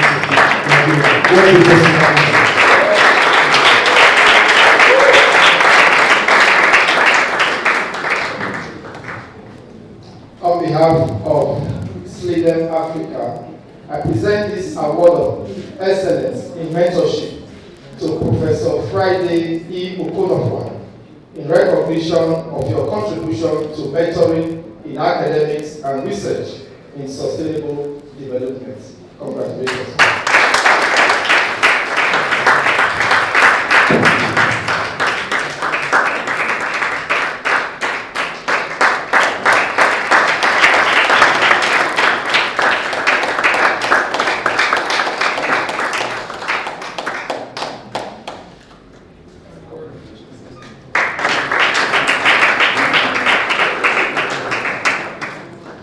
Thank you very much, Bob. You are really a mentor to so many of us. Okay? Don't worry, the opening ceremony will soon be over. After which we'll be moving over to the technical sessions. We would like to call on the NOC chairperson, HOD Department, He is Professor N.J. Omeko to give the vote of thanks. Thank you very much, our April MC.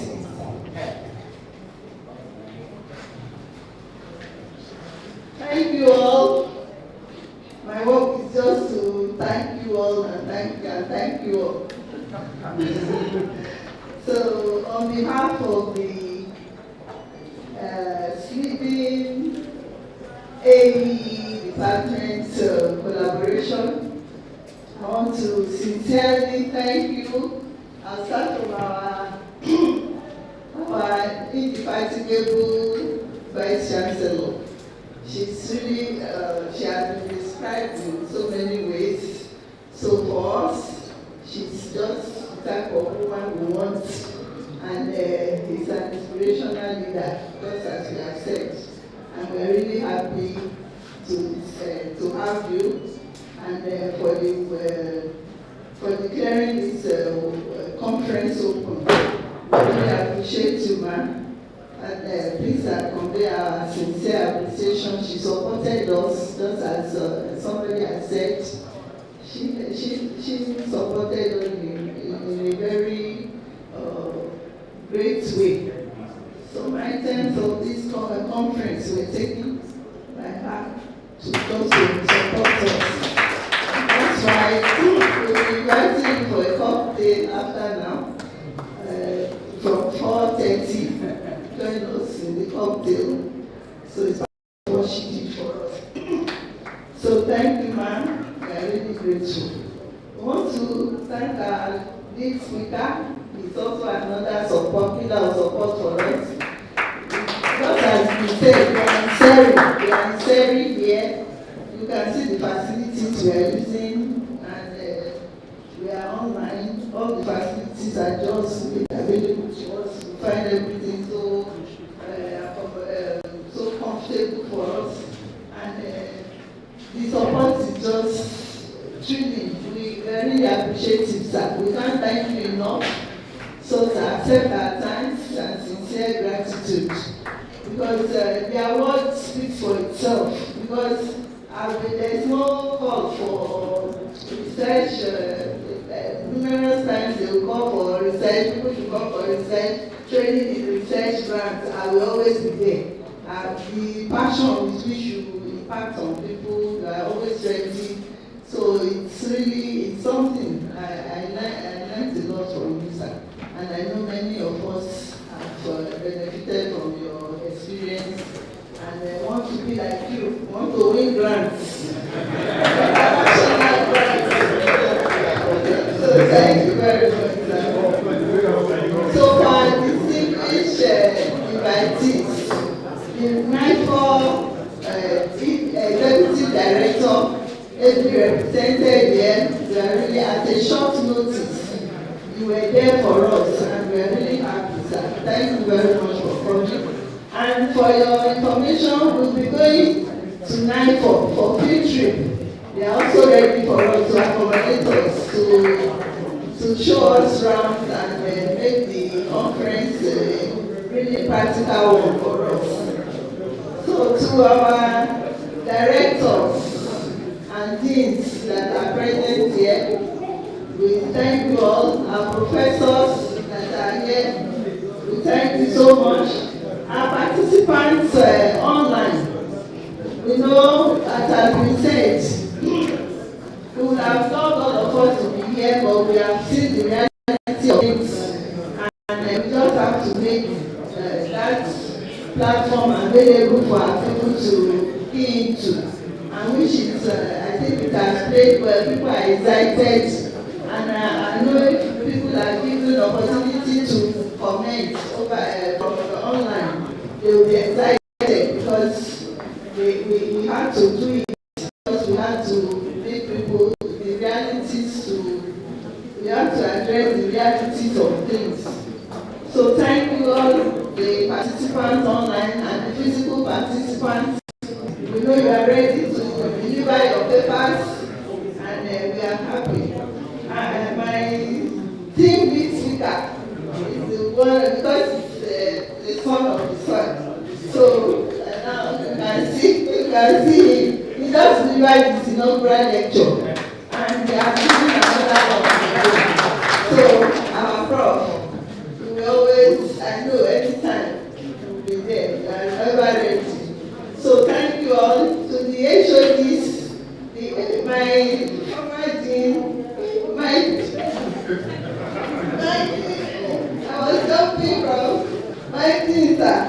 You know, he's the host. So our host is us.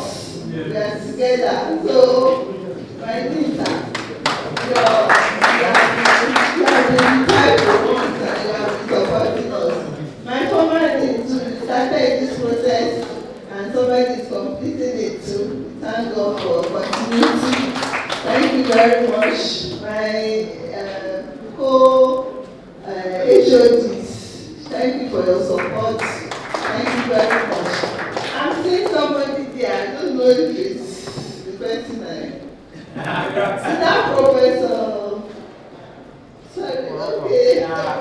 It's Dr. Fadlon. I thought it was Professor Igoroji. So thank you all for being there for us, our colleagues in the department, those of you that traveled, despite the risk and the cost, we appreciate you. And we know that by God's grace, we continue to build more in our areas of specialties. Because it's only through these things, trainings, conferences, that we can improve ourselves. We cannot just stay in our local environment and think we can rise up to the challenges. So with this interaction, with collaboration, we are really grateful to all of you for coming. So the sleeping, I don't know why they showed us, but we are happy for it. Because we've learned a lot, even in the course of having to organize, you benefit one thing or the other experience, then you are exposed to certain things. So we are really grateful for choosing us. So please, student team here, please stand up for recognition so that people will see you.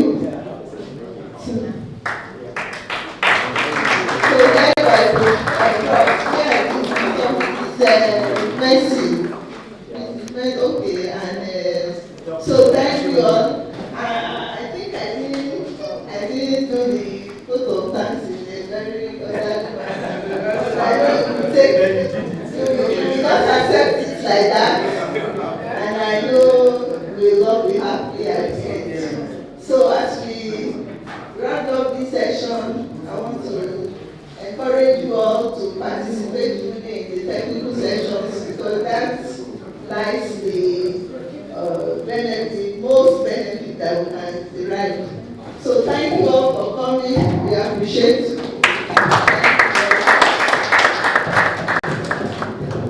Put your hands together once again for our LOC chairperson. Okay, we're wrapping up this beautiful ceremony session with group photographs. And it will be in this order: the members of the high table, Sweden ESCOs, the local organization from TLOC here, and then the professors along the Sweden ESCOs, the Sweden ESCOs, then with the members of the faculty. Please, members of the high table, come forward. Thank you. Please, the photograph will be taken this way.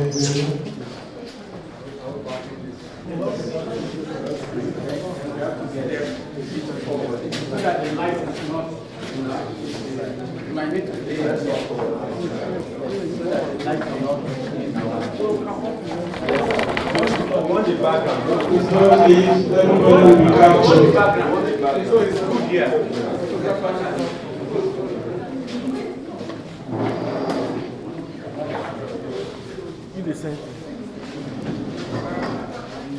While the group photograph is being taken, ensure that you get your enhanced pack for your baby.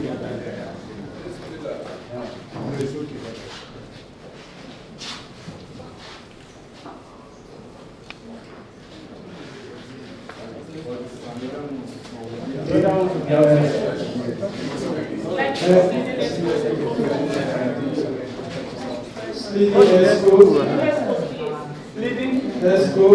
After which the LOC to the group photograph.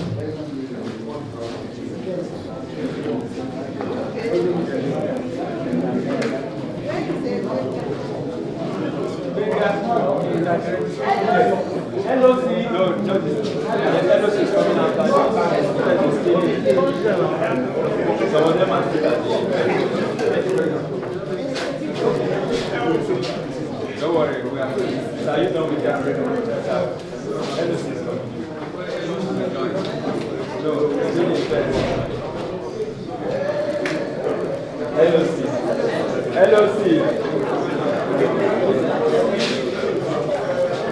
Okay, LOC.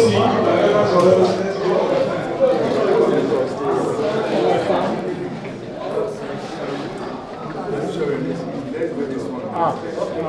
There's one banner. LOC should go down. members of the LOC will proceed to the front of the building for the group photograph. The members of the Faculty of Agriculture should also proceed for the group photograph.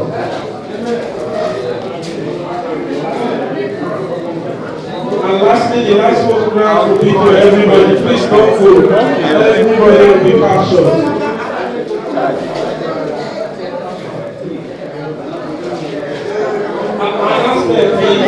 Those who are supposed to go to theater 3 should proceed to theater hall 4 for technical session. Then those who are supposed to go to theater hall 4 should go to theater hall 3. Thank you very much.